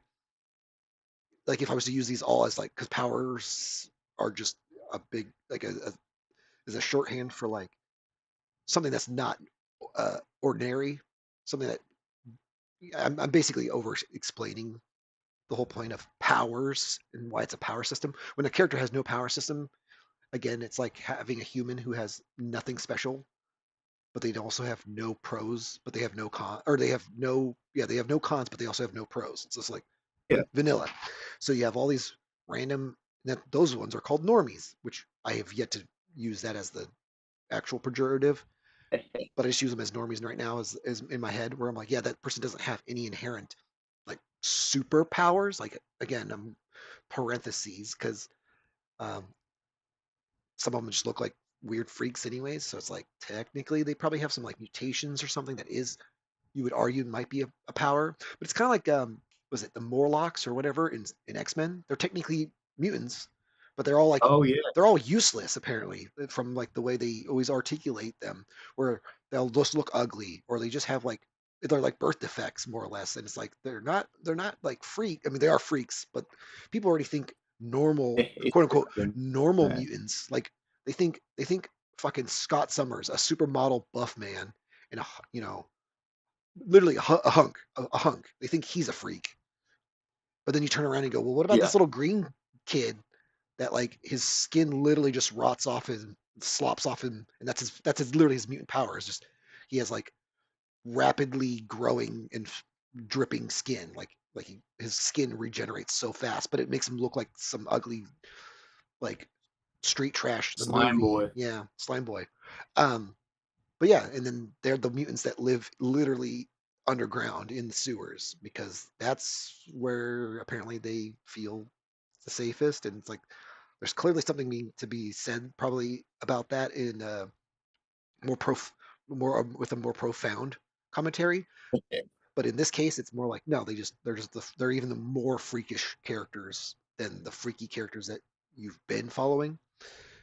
Um, and whatnot. So it's the same thing where like when You you like freaks. Hold on to your. well, it's like when you go like, well, those are goblins, and you're like, oh, goblins have like a bad reputation of like looking like ugly little freaks, and you're like, but elves, ooh, they're literally adjacent to God.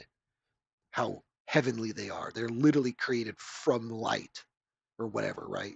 Whatever fucking token shit I'm pulling out of my ass. And you're like, wow. So then there's clearly when you talk about angels and demons and then shitso, the poop man, there's Love Shadow. yeah, there's clearly an intentional like aesthetic going there or happening there. So for me, I was like, okay, we'll use Gaia or Earth, and like they're basically genetically altered. Their DNA is altered from the terraforming ter, Terrigen bomb, whatever you call that, whatever the technical term for something that actually does exist, kind of in as a what is it like a theoretical in our world in our life. Um, and Oh, yeah, like it's like I saying like, figured. Yeah, oh, yeah, yeah. we have research about black holes, but I'm talking about a fictional story with black holes. So you can use real world examples to kind of help bridge the fantasy of it or the what maybe might get the audience a little lost. We're like, oh well, I know about black holes. They talk about it all the time on CNN or whatever. You're like, oh, okay, well then I half my job's done, I guess. But if you have no idea what a black hole is, then I guess my work is cut out for me. Where I'm like, it's like an absence of anything and everything, like whatever, and you're just like, oh, and then you just realize like, I am just telling you my story though, so like I'm not like wasting my breath. So anyway, that to me was a way to like do again because there's again spoilers alert, all spoilers everywhere. I'm trying to make different species and races and stuff that would have even if they might be adjacent to the same thing or whatever, but they still have like their own thing, their own powers or whatever, at least Yeah. their own power system or set.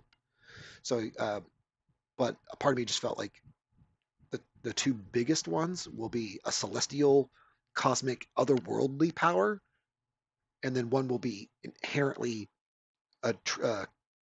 contributed from the human humans creating an eco bomb or a biological bomb that then because again, you would say, well, Poggles are technically also inherently their race has been altered by this thing. It's kind of like saying like all these characters are stem from like the ice age or from when the meteors hit. So when they so the only way dinosaurs still exist is they live on in the DNA of these characters, and you're like, oh, that's why you get dinosaur characters or dino people or whatever hybrids. I Yeah. basically just need to bullshit you until you can go, ah, that makes sense. You know, they just needed to fuck dinosaurs before they all went extinct, and then therefore now they have dino people. Anyways, so mine was just a way to just what's the best way to articulate having power sets and systems or power, just powers that I would find fun and how to tweak it or push it in a direction that's either not so like that's probably the biggest like thought provoking thing was like I like these things and I don't see these very often, or if I do, they aren't portrayed very often in the the stuff that I watch or whatever. And sometimes that's where people feel like, oh, that's a brand new idea. It's like, well, ESPN or whatever is not a new idea, but the way I guess I go about art, like manifesting it in my universe is. So that's where that's the one type of little credit I will give myself where it's like, oh, I want them to be able to do this and this and whatever. And it's only in its trappings and how I trap it is how you'll then be Right. convinced, oh, this is new. This is brand new. This is I've never heard this before. And you're like, either you're lying and you're just giving me what you were just telling me what I want to hear, or you must have not heard a lot of things or experienced a lot of things to where I feel like there's got to be something that I'm just ripping off inherently, and I just have never experienced it myself. And then I went, whoa! That's why I think like one diver, just to diverge a little bit, where I'm like, I always feel like there's a thing that probably exists out there that I've never experienced, but then but I do the thing where I go, I'm making this because I've never seen it. Like that's sometimes how you like creative people are compelled to go about their hobbies and their tasks. They're like, I've never seen this before. For me, I always go, I've never seen this in this form. But then I'm like, you know what? It probably does exist. I'm just either too stupid to look for it, or it just only barely existed in a very mild. Like I'm not just straight up like ripping off the most popular version of something to where you're like, I know exactly what this is. This is you eat fruit and then you have power. Oh, they're not ripping off One Piece at all. Um, Yeah. but I'm also not saying that like that can't also be something where you're like, well, I've never heard of a story where they try to make a wacky fantasy sci-fi post-apocalyptic world after people tried to terra terraform Earth. It is an eco whatever fucking themed There's something whatever. there's something different to it, a little flavor to it. I don't feel like I like the pretentiousness of like, yeah, it's a eco-friendly story about the what is it, like Literally, the Captain. pitfalls of Mother Earth and her finite ability, whatever, right? I'm a just dirty hippie trying to make a hippie thing, but no, it's like It's nah. working. It just so happens to be like connected solely from a creative standpoint where I'm like, well, how do I make this work in the way I want it to work? Have things I want, but also still feel like I'm trying to contribute a unique perspective on something. So again, that's why I like to call it fungal punk because it's got all the fungus aesthetics that like you would then associate with other punk, things. And we've always talked about this off stream. But yeah, a lot of times I'm like, oh It's a yeah, thing. it's a thing now. It's like it has to do with like fungus and like I don't know. You can even get deeper with it where and I will a little bit here in a second where it's about other characteristics of like what fungus can do. And fungus is like, and this is where I'll get really nerdy because I actually found out how much I like the the the role that fungus uh, plays in our real life. And it's like, Oh yeah, no, you it's know, wild. yeah, it's crazy. It's some of the craziest organisms that you know, if you don't count like a fucking water bear or whatever it's called, or water bug or whatever it's called, Yeah, like that thing's yeah, crazy. yeah. That's a crazy organism or thing. But it's like fungus are like some of the most kind of awe-inspiring things, just like how nature can be in general, but Oh yeah. specifically because that's like, There's something oh, special going on with ones. like they have their own. classification. They aren't they aren't animals, and they're not plants, and they're they're literally Yeah, something fungi. That's else. literally they're a third categorization. So yeah, I just took Hmm. that. I just went with that and was like, okay, well then we'll do that. But then I'm like, well, now some of these characters have like superpowers. Like, how do you trap that other than, oh, it's because of the bomb? I'm like, oh yeah, but I don't know. Part of me just felt like if I could what's the you diversify like or the origins of some of that. Also, Yes, yes. if it's your main character and you're already trying to make the main character and mostly it's your main character you're trying to make stand out. And that's your goal anyways. Like I'm basically just trying to make my main character stand out more than the next person. Otherwise, why is he the main character? He's got powers that no one else can possess. I mean, other Poggles theoretically can, and that's going to go back to spoiler territory where it's like, well, he's the only one that can successfully do it without like killing himself doing it. Yeah. Um, I don't know. Part of me was like, I don't really like spoiling things that like no one has read yet, but like I'm really excited to be able to like And plenty of people ain't read it hit yet. these beats, these story beats that then make like it's like when people go, "Oh, I just blind read Berserk for the first time," and it's that crushes people more than if they go in with knowing a lot of things. Because like I'm that way where there was little black areas, little unknown areas in Berserk's like story that I did go, oh, like I did pull one of those, oh, whoa, that caught me off by off guard, but then I also was like, well, I also know like Griffith is like the main bad guy eventually, so like it's not weird when he becomes the Yes. bad guy down the road.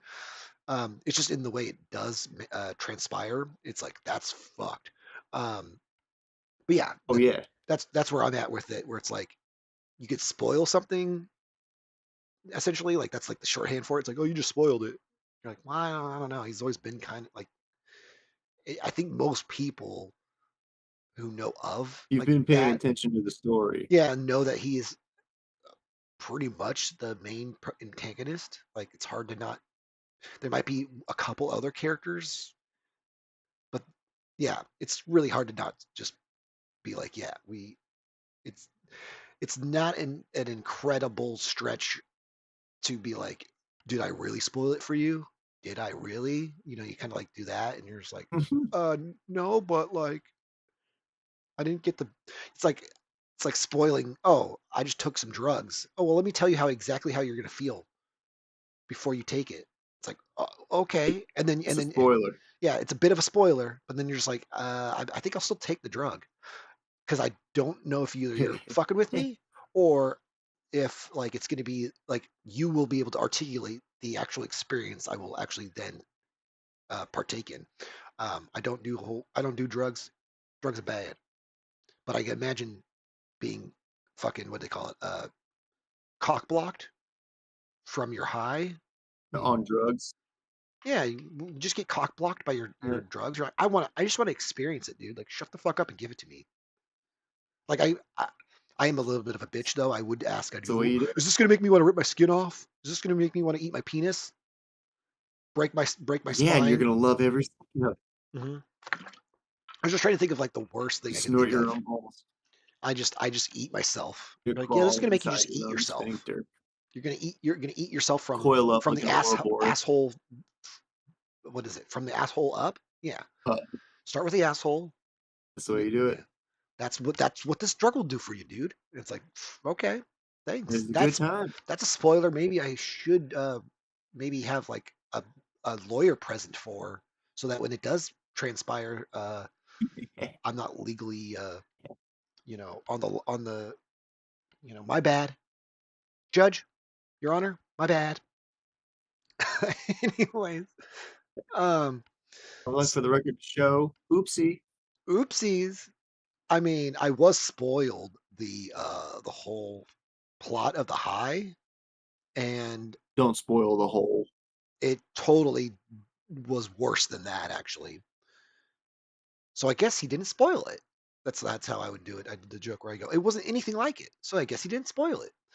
But you can't really do that with Throw the book stuff. at you. With most stuff, that's subjective. Like I feel like objectively, you're like, oh, you didn't explain that movie right. It's like how you didn't say anything that was even remotely like that movie. You're like either you did that intentionally or you didn't actually watch it, or you are like you inherently don't know how to like tell the story of like what three little pigs do when they build their house. Anyways, whatever. Anyway, so That's a shame. You can't. here's my big brain thing. I was like, well, I'll just make like Poggles have inherently their own power set. It'll be cosmic in nature, whatever that means. It still Oh yeah, doesn't make it's not supposed to make any sense. I just think it's like oh, there's more. There's just more myth. There's more legend. More canon. There's more you can makes put sense on. to me. It's the joke of there's more things you could put in the wiki article of the wiki fan page that has all the entries of like the name of the manga or the name of the comic, the name of all the characters, the plot, the races, and the powers of the races. Okay. Um, and then I just basically started thinking like, well, what powers then I can pull from that, and this is some stuff that's gonna spoil like almost immediate plot, but Okay. we're gonna basically we're at the point now that we're going to be the main character's going to get told you have great power and here's the true power. That's a really bad way of saying it. But basically, here's the Perfect. at this point he's not he's barely aware, but um, you need to finally go like Luke. You can use the Force. Oh, I can. Oh, okay, well, I'm gonna start be now. I'm gonna just start being a badass. Like before that, I was a fucking loser. You know, a really annoying main character. But now that I am the coolest character now, and arguably, again, not taking away from any of the other characters, but the joke of it being that he now has like an upgrade in his skill set to where he's not just some fucking moisture farmer, like whiny little lesbian. Um, he's now an It's a all good way powerful. to be. Yeah, well, he's an all now an all powerful lesbian with magic powers. Oh, that Before means that, something. before that, like Han Solo was cooler because he could at least wield a gun. He could at least lay some pipe, and he can also ship a pilot really well. He's got a really hairy friend named uh, Leia's vagina. Yeah, I'm here all night, folks. Um, Damn. yeah, and then you're like, we got to get Luke a way far away from the droids. Like if he's towards the droids level of like usefulness and like coolness, we failed him as a main character.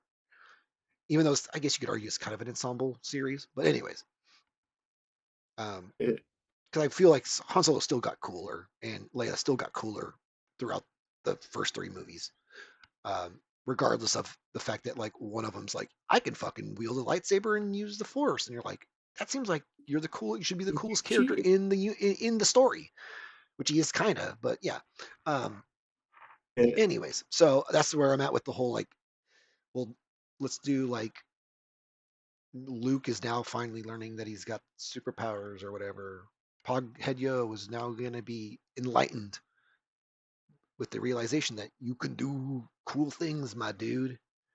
None of this is actually written out that way in the story. This is me like it'll always sound better in writing. For me, it's like yeah. I like to think that you're like when you talk to me, I'm like Larry the Cable Guy, like yeah, get him done, yeah, get him done. But then it's like, oh, in his writing, it's so much more Shakespearean. Not really, but the joke is that like, I don't even think that's the case, but I want to make that the joke where it's like, my writing makes me sound a little more intelligent, or it'll it'll allow my mouth not to ruin the illusion that it does often. So yeah, uh, I was just like, well, okay, well, what's like the first thing that you would learn as a celestial cosmic powered being, but in the context of the Poggles being able to wield it? And Poggles, of course, are the good guy race too. They're the elves. They're not the Yes. orcs. Um, because I have yet to come up with a. Well, I have one character that I think might be a Poggle. I just thought about it today, of all things, actually, it being Oh, technically a villain Poggle, like inherently like villain, like not one where you're like, oh, that's a gray area. Um, but yeah. Anyways, I might get to that at some point. Anyways, I'm trying to speed run before it gets too late, and you're like, it's midnight, oh dude. no, I got you. Um, so with this, I'm like, okay, well then, since I always told you, I just steal from like manga and Star Wars, pretty much from all the little It's tropes just and all the it's little. called being inspired. Yeah, I know it is. You know what? Inspiration is just a better plagiarism. Um, Exactly. so I was like, well, okay, we'll do the thing where they learn how to like create a protective force field around themselves. At like I guess as the most generic way to just say it, like that's all they make a bubble. Um, Yeah. so then I was like, oh, that's like a cosmic shield or something, or I don't know, the shine shield, or I don't know, whatever, right? And again, that would be like what you would also then articulate is what like one of the like again going off of like tabletop RPGs where you're like that's like level one power that you unlock. Right. So it's mostly Yeah. defensive, or at least in its what do you call it, like in its level one form, because then you can have like or a novice level of that power. So a level one player gets a novice power. This sounds more uh, Savage Worlds, right? Where you have the novice I mean, that's the way version they of use the like rankings. Yeah. telepathy, Yeah. and it Exactly. gives you more like then you become the what a veteran or experienced Yeah, because as they do ranks instead of yeah. levels. And I think of it in that Yeah. terms where to keep it short and sweet is you just have like maybe like a couple tiers where you're like okay the bare minimum is you create a force field around you. You can't manipulate it. You can't do anything. It just creates just a big enough space for you to exist within said bubble. Like like it, you can't even. Well, you could, or if you were hugging someone, you could then argue, yeah, it protects other people by being. But you, again, that's a limitation, right? So you're like the limitation of a level, like a low level barrier user would be like, you have to hug me in order for us to both be protected. Instead, Oh, right. Right. but if you're a veteran of bubble shield making, you can then just look at someone and go and then just create a bubble around them, and then just then whatever, right? See how like you would level up each of those, and I would just use Yeah. those as like a degree of tiers where you're like, okay, well and then I was like, well then that's also going to work plot wise, not just because it's aesthetically or like a it fits with the themes of like Poggles being a more gentler, more like survivalist race more than just being like again going back to elves or orcs or whatever. Orcs are literally Satan incarnate or whatever the joke is, literally devil. Yes. And then people are like, that's so racist. Like, why? Because you just made it racist. Anyways, um, I'm not gonna go Could you there. put it that way? I'm not gonna go there. You So go yeah, there. essentially they would be able to just protect themselves. Also, the field, this force field is only as strong as your constitution or whatever. You would argue with the like. I don't have any. It's funny. I'm using a lot of the like a player sheet or like a game mechanics that no one will ever see technically, but it is a way to keep tabs on like okay, Pogidio's level one. And this is what he can do. This is how he's got Mhm. this concept. He has this type of constitution currently. This allows him to do X amount. Now, I might speed that process up where like sometimes leveling up is more kind of has a more binary kind of like your experience is going to go from 100 you got to get 100% 100 points in experience, then it'll raise up to 300, like that's and then increments of like 3 or times 3 or every 100 or every level's 100 points higher. I'm not going to worry about that Mhm. specific. Like, I'm not going to mathematically equate it to that. But the idea would be it's almost more or less I'm just gonna pull the super the Saiyan race card. The Saiyan race card. Uh-oh. Yes. I said one word in front of the other one to make that sound like okay, an okay sentence to say. Um, That's where perfect. I signed once up for once this. they once they fight, once they get to, like are quote unquote defeated in battle, they'll level up a little bit. Not maybe in the wacky way they do it, but just I like that as a way to like as a main character, as a main character you would root for, like an underdog character. When he gets beat up a little bit and he Yeah. recovers, he'll either inherently have unlocked powers based off of the recovery, or it just allows him to have it just gives him an empty what do you call it, like empty pool to then add to it, like his inventory gets added more blank spots, but they don't to then add more stuff to it instead of just Oh you yeah. have a power all of a sudden. It's like, well, no, he's gonna have to learn the power to then be. It's like that. Like again, I'm always gonna think of it as like tabletop and like video game like terminology where you're like, well, you only start with Yeah. three slots of inventory, and each level you'll get an extra slot, but then you'll be slowly acquiring powers that then take up said slots in your inventory. So in order to have a ton of powers and like a medley of options at your fingertips for your OP main character, energy that you will have in this game, um, one kind of leads the next. It's like, granted, I'm not saying that again. I'm not. These are all uh, loose. What do you call it? Like rules that I'm following. But like, Oh yeah. for example, his first test of strength in terms of him as a main character, him as like his trial of being, you know, a main character with the issue of his friends and family are at at risk and whatever and whatnot. He will be given that basic tool that all poggles know how to use, like even the ones that are like technically too low in their experience slash constitution or whatever to actually wield it with any real like what do you call it, like to make it seem like it's a Proficiency. big deal. Like otherwise, poggles would not Yeah. be in the position they would be. They would be the more powerful race. In it's like the Fire Nation is dominant for a reason when all these other ones are Yes. not.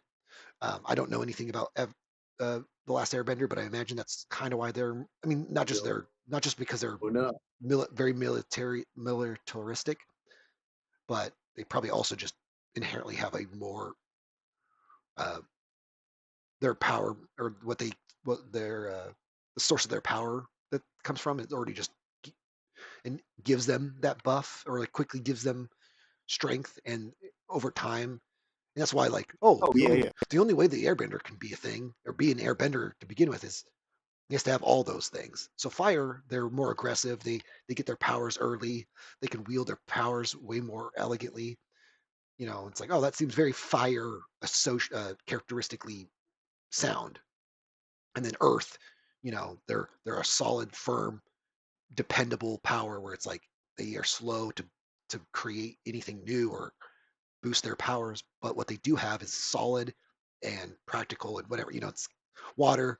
Water is kind of fluid and allows itself to be kind of anything and everything, but also, jack of all trades maybe or something where it's like, oh, I see, but Mhm. it's also very malleable. It's like I'm just assuming how they articulate the power system in Last Airbender, um, where like Makes good sense. there's a reason why there's inherently these characters with this power set, and it's not just because woo, funny enough, as much as I was saying with all the stuff I said prior, is like there is a lot of conscious decision making, even if you want it to not look like that, or I'm trying to give that illusion. So there is an early part of, oh, I just came off the top of my head. Eventually, I strap down and get serious and go, no, I did put a lot of thought and hopefully give a lot of uh, creative nourishment to feed off of. Otherwise, I could just be Hmm. like, none of it matters. A lot of times, most people don't want to invest their time into stuff like that, which is kind of rough because sometimes you do want to be kind of nihilistic with your creative projects where you're like, yeah, I don't really care what you take from it. It's pretty face value.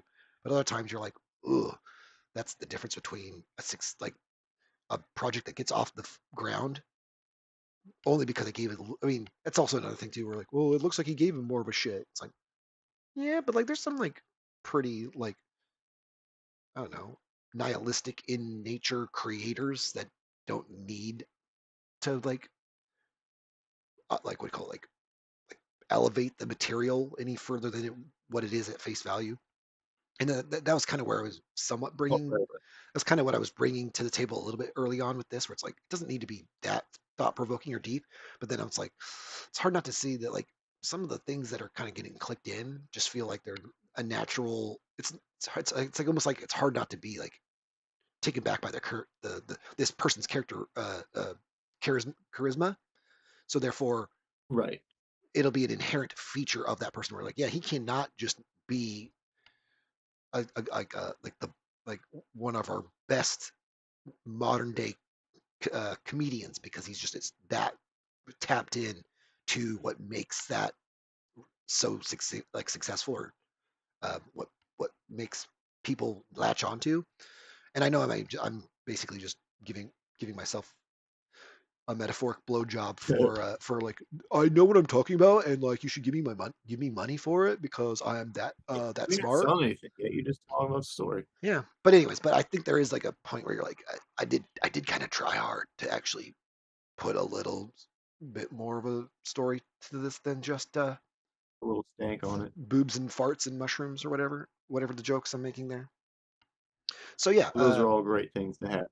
oh yeah, no, I'm not saying that those are not in the recipe, but I hope that no one just goes, oh, they look at it and go, oh, I don't want to eat that. You're like, well, let me put something else that will You make, farted in yeah.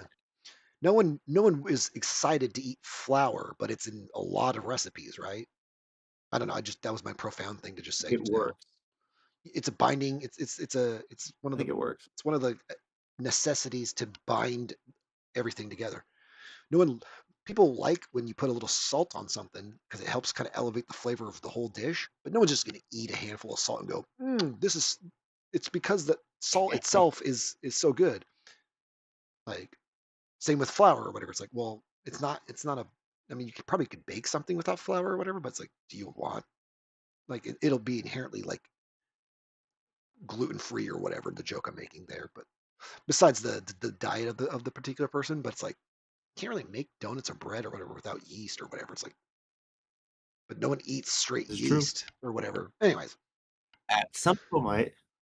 that's the thing too, where I'm like, no one is just going to want to look at this picture for the whole stream, but they might want to read this story and go, well, that's kind of a neat idea, cool, but whatever. Like, that's why I get kind of hung up on just like being a fine artist, where it's like people really need to like, I feel like sometimes work hard to look at something that it, now, I'm not saying your hand need to be held, but sometimes when it is like a fine art piece and you're just looking at it and you go, wow, I have to really build my own narrative in order to find significance in looking at this piece of shit. Um, that's a joke. Like I like fine art, but like there's something about the more complexity of like in reward for like, oh, there's more than just again going back to boobs, farts, and mushrooms. Okay, cool. All good things. You come for that, you stay for the good fucking story, or whatever, or compelling characters or whatever. Well, anyways, um,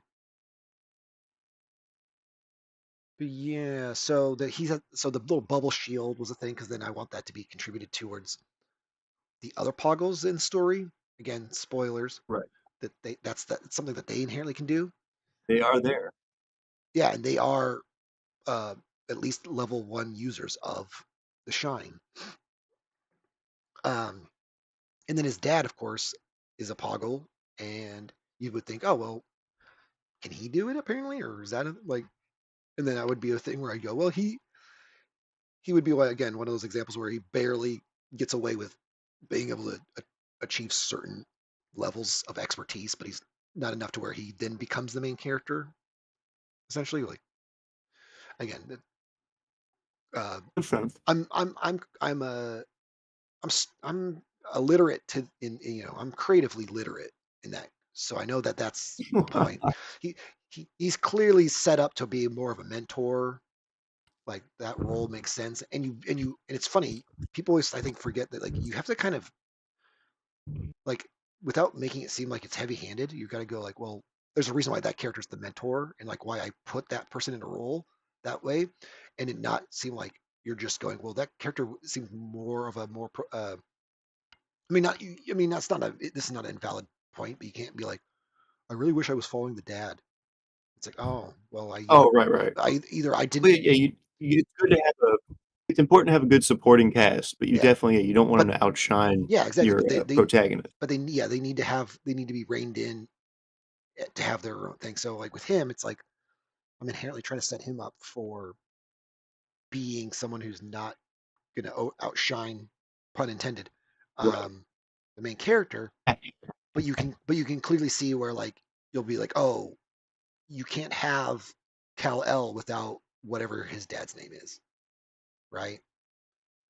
Oh, right, right, right. Like we probably can all say that, like, well, with the way Kryptonians or whatever are on, like, act like are able to do what they can do on Earth, it sounds like even the people who are not fighters, like his father, who's more of a Or diplomatic kind of, a politician yeah, type he's a dude. politician, yeah, he probably still could, Still throw down. Well, yeah, see, he'd still be able to do very, he gets empowered by the specific radiation that we have on yeah. Earth. So you'd have like Okay. I'm sure there's other examples I can use, but I can imagine like all Kryptonians essentially inherently, even if they don't have any fighting experience or whatever, would inherently be They're just, just yeah, indestructible. more strong, more gifted in feats that that would be considered godlike. And he'd be like, oh no, I'm just Marlon Brando just hanging out in Congress all day. It's like, yeah, dude, but like you can like punch a hole through like a tank, and you're like, yeah, but that's I don't. It's not me, man. There's It's pretty atypical. isn't that that's a deep isn't that deep? It's like when you have like those characters that are like you're like a robot, dude. You live forever. You're like, yeah, but like I serve humans, and you're like, why? Why would you do that? And you're like, I don't know. It seems like the logical thing to Makes me an do. interesting character. Yeah, exactly. You're like, why aren't you doing the thing? I don't know. Whatever. I think that is kind of fun to do that, where you'd be like, you have characters that would you could argue are inherently like strong or powerful, and then it's like, well, I just don't. That's not me as a person. Like, yeah, I might make that. It's like saying I inherently can do this as a man. It's like, but I don't want to. I'm not going to just like Well, I always make like that big a tanky characters, and I'm definitely not a sure. big tanky dude. So Oh yeah, no, I say the exact same thing. I go, I don't know. Look at me. I'm like a little twink boy, um, little twink man. And then it's like some of my favorite characters like to be. I like when they're articulate. Why am I saying this funny? I like them to be aesthetically like those like big chunky articulated. brawl, yeah, just big, big tanky brawly characters where it's like um it's almost kind of like when you do like it's funny because people would understand that we're like, oh, you like this type of Pokemon, that makes you this type of person. You're like, yeah, I know that's like kind of like a personality test, but like also feels like Dude, Pokemon is literally what astrology. it is. All mine are all goth mommies if I could have them, but I don't think there's hardly Well, any that's I think goth that's mommies. just There's that one that's fair. Pokemon that's like a Lolita fucking goth dress Oh, thing. I sure, don't even really like sure. her, like aesthetically. Like there's some that like look like they're about to have You like do now. feminine traits that I'm like, this is why I like. Oh yeah, This is the only reason why I like Digimon is because they actually have like hot chicks as like monsters. Jinx was always your favorite. Jinx? I don't know who that is. The Pokemon. Oh, the Pokemon. Yeah, I almost forgot who that was. No, Mr. Popo's not my favorite. Mr. Popo's sister, Oh, burn, dude. mom. I don't know. No, no. You do the joke. And you go, I what is it? What's the word they people use? What's the fucking word that everyone uses? Uh, Ah, I lost it. I don't use it. I don't. I guess I don't use it very often. So no, I'm not. I'm I. not trendy What's the enough. word you use when you go? It's another when you're like, oh, I whatever with that person, that thing. That's why you know I'm I don't more of a know. Mr. Mime guy because I'm a clown. Get it? That was my It's what I relate to. yeah. What's more relatable? You're like, yeah, because he's a clown. Get it? That's a joke.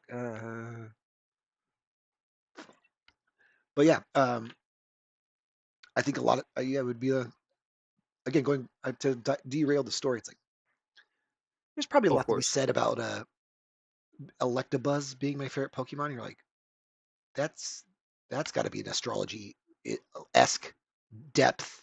But he's objectively the coolest of the original 150, so Well, not I really my only fault. well, it's arguably the only like I only know so many Pokemon and have like deep connections with them. Like I was looking at all of them because there's a fucking Pokemon like what do you call it like tier thing you can get like you can select the best of different types. It's like a website you can just like Oh yeah. select. It's really awesome. I spent way too long doing it. Let me just show you my because I have the what do you call it downloaded the image. You can save the image. And I would say this is like 90% accurate. There might be a couple that I just kind of was like, fuck it. I don't even have either an opinion on it or whatever. Let's see. So, let's see. I gotta add this to this image file. Still in my downloads. You still that my mic was just tweaking out. Okay. I don't know if you said something. I didn't hear you, but I heard that came in loud and clear. Okay, good. All right, cool. Never So mind. this is literally just pick your favorites, and there's like an interface that when you click on the box, it opens up like all the different sprite art for each character to then choose from.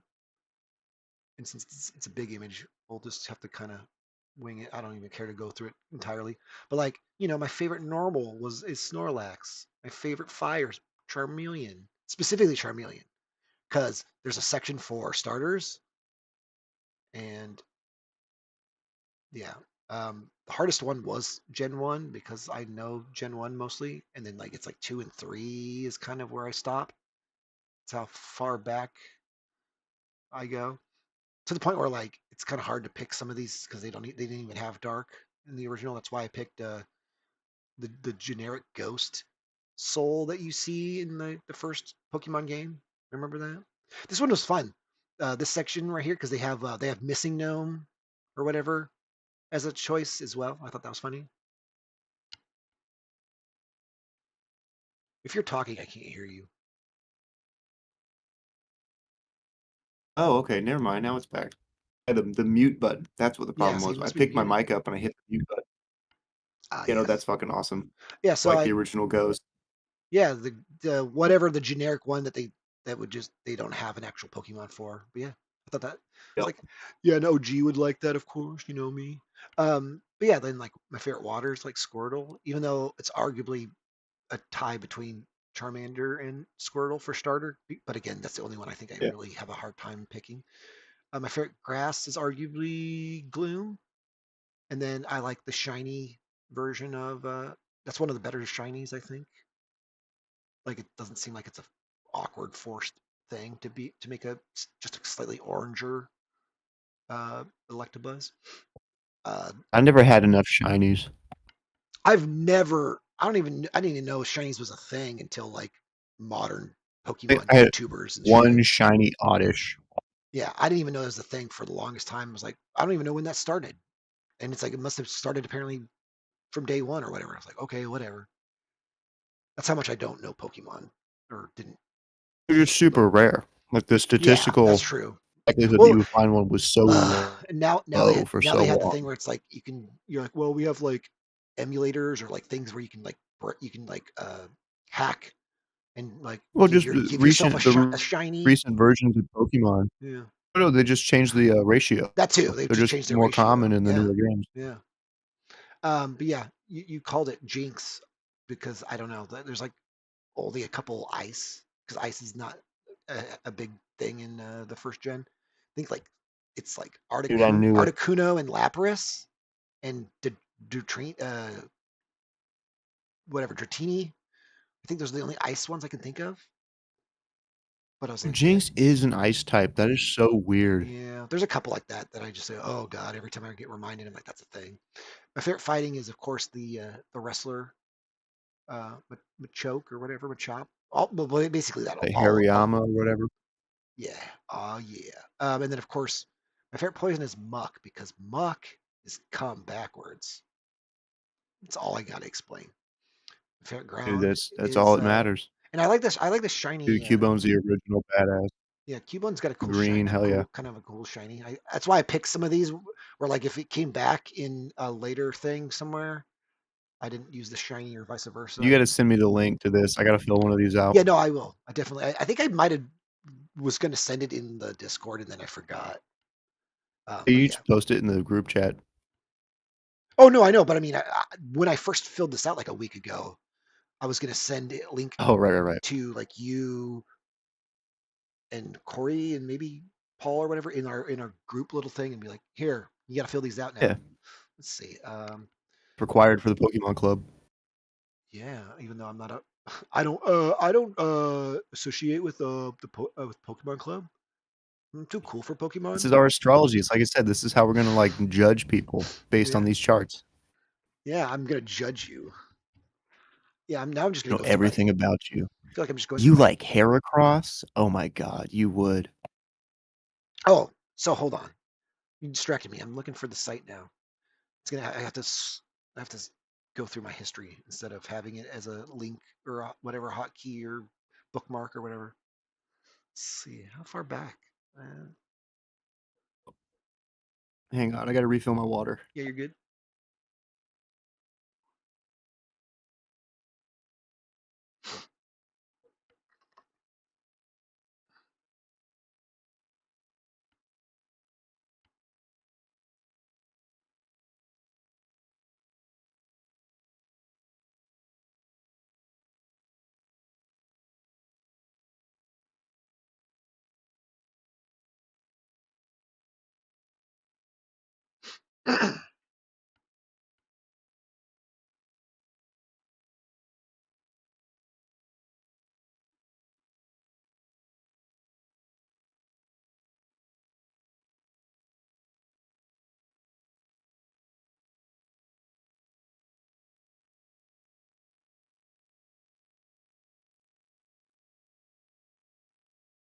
It's like some fucking real life need for speed going on outside. Yeah, I don't know Fucking what that is. That people love being that guy. oh yeah, Like that's there's like two of them. They're fucking racing around. yeah, like that's an archetype that just floats around this town where you're like, it's 1 in the morning. We got to go like I'm gonna go. Wah! wah, yeah, got to go wah. And well, they need all that horsepower. It's really sad if you think about it. They have those monstrous pendulous Is this nads. it? They need all the horsepower to haul It's their not it. balls around. The elephantitis of the nuts.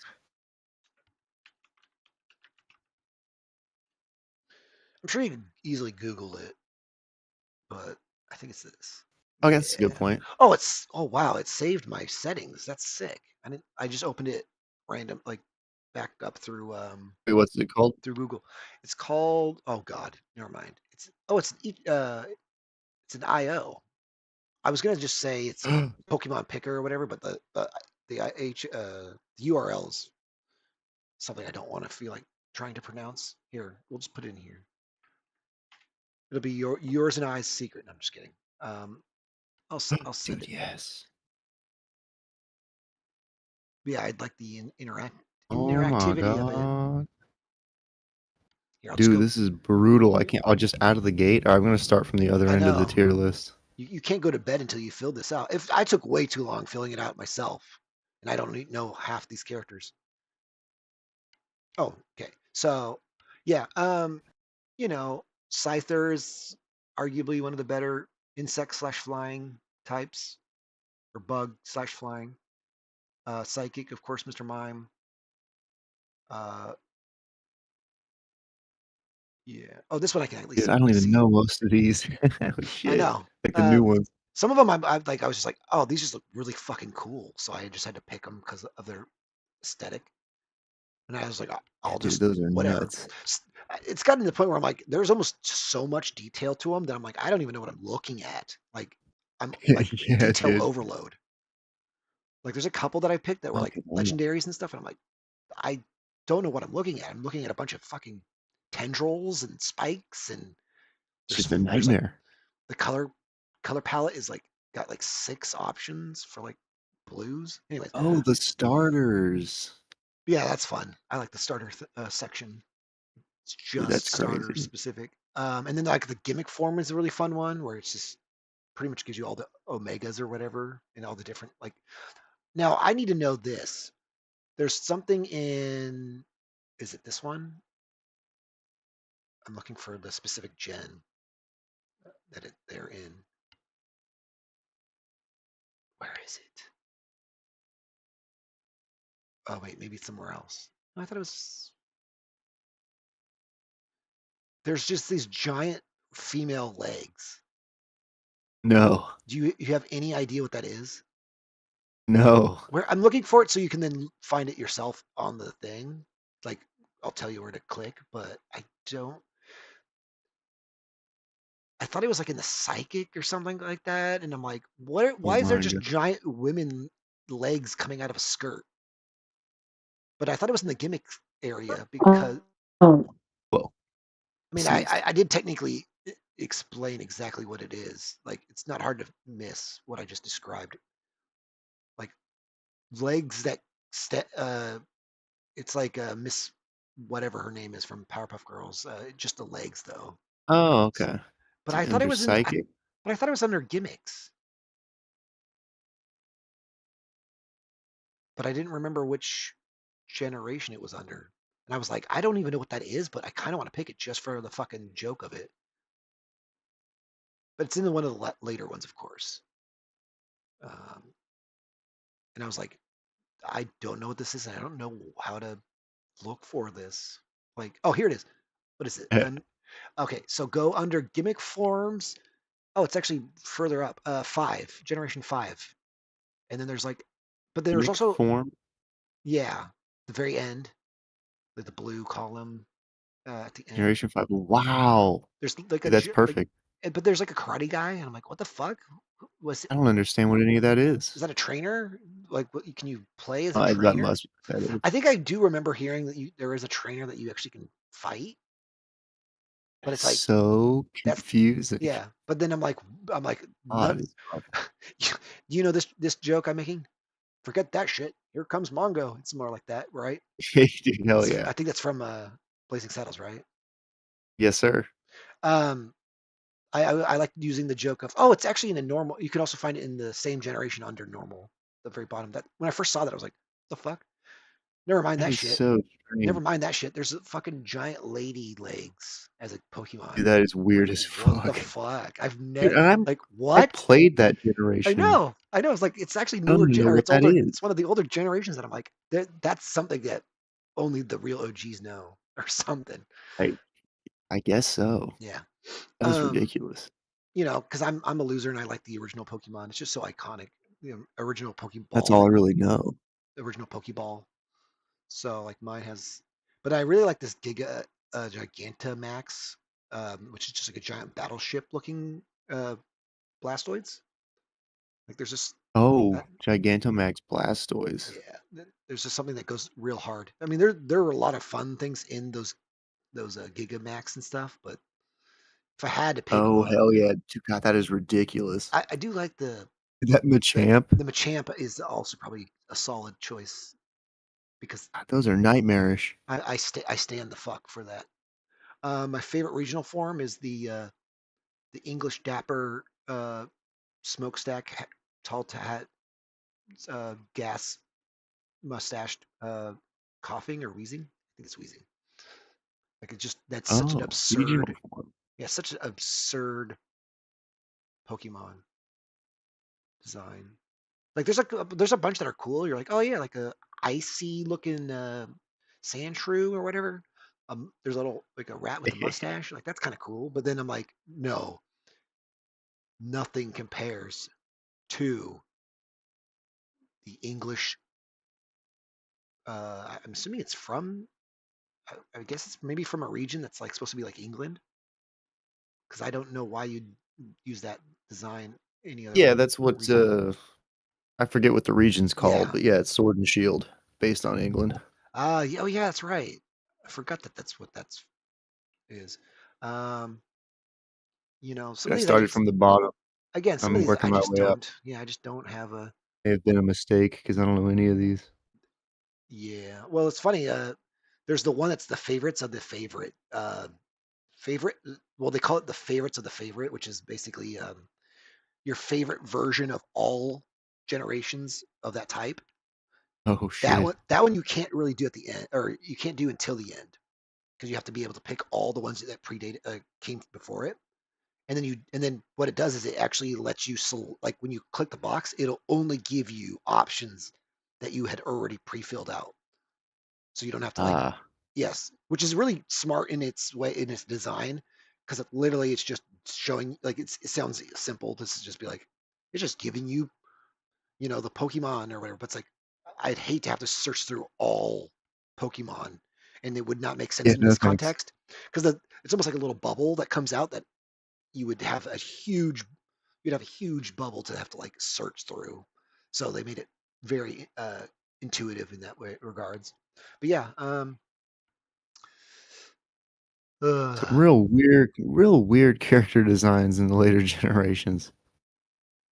yeah, you can either do your favorite of of that one generation, or you can do your favorite of all of that uh, element or whatever. So for me, there's a lot of repeating Electabuzzes on this chart. I could see that being the case. So Electabuzz is my favorite Wait, how do you electric. pick a shiny? Oh, so there's this thing over here that says click the shiny charm, then click Pokemon to make them shiny. You literally click on the charm if you want to select each one like individually, or you can make them all shiny. Which by the time I finished, I was like, Oh, that's crazy. I'm not gonna fuck it up and make all of them shiny because not all shinies are created equal. Yeah, that's a good point. I firmly believe that some of them look like dog shit. Some of them Like, look like ass. let's see. I pretty much didn't like almost any shinies that were from the OG generation, except for Electabuzz, Cubone, and I think maybe it was I. Well, actually, hold on. Thought I saw maybe it was Squirtle. Yeah, Squirtle's just barely not different enough to where I I'm good with that. Same with Snorlax. Like Snorlax and Squirtle I like equally just because it's like well, or maybe whatever the darker one is. Um, They have a Minecraft Pokemon. yeah, I It's have just like one. blocks I think I that have one. evolve into a pyramid. Yeah. Oh, which one is that generation? Like the last, second to last. So I guess it's the last generation. Yeah, Yeah. is it 11 or no 9? Generation 9. Oh yeah. I picked the very first evolution of that one because I just like how it looks like a little mushroom, little shroom from Mario, or it looks or it looks like it has a little fro. But yeah, it literally goes from that It's to too good. whatever. So that so yeah, of course, last gen, I'm like, well, there's a couple I recognize, like the starters I recognize. Obviously, I recognize the little twin bears of the in that are in the normal section. I think that's about it. Everything else, I'm like, I have no idea. Or I go, I don't like Pokemon anymore because it's making me. I'm I don't scared. want to play with you Yeah. anymore.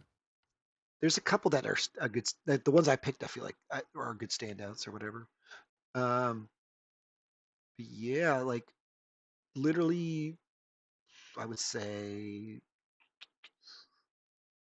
I want to say yeah, Gen 5 is probably like the like where I really fall off. Like like almost like not embarrassingly, but like completely to the point where I'm like, I don't have any fondness slash recognize. And I mean, and then of course from there on out, it's kind of spotty where I'm like, oh, well, there was this gig of form of this character, or there's this alternative, or whatever. It's like, okay, because like seeing the next generation after that, uh, they have a really cool evolution, like whatever, like how they expand past a point where you're like, do you really need like an evolution of Mewtwo, which they do? It's like, oh, I guess so. Yes. Um, so then for me, it's like I see on here there's this whatever, I don't even know what it's called, but the it's kind of like Executor or whatever, where it's like, did they need to make an Executor? But at least I like all Big three. palm tree. No, I'm thinking of it's the Alakazam, like fourth form, where Oh. he's got floating spoons over his head and he's got big majestic Oh yeah, beard. yeah, yeah. I'm like, that's sick. I like the upgrade to the lava camel character in the same generation. That generation must have what do you call it? Debuted like go like what do you call it? Like you thought Gengar was cool. Here's his fifth form or his eighth form or whatever, right? So He that becomes a whole haunted house. so that weird Gengar that's got like the fists that punch into the ground and whatnot, and like he even goes even further where he's got a big ass giant gaping mouth. It's like, what the Yeah, fuck is this? fucking perfect. I do like the one that looks like if a candied apple was a Pokemon, and there's like many levels of silliness Didn't he to evolve his into a design. dragon or some shit?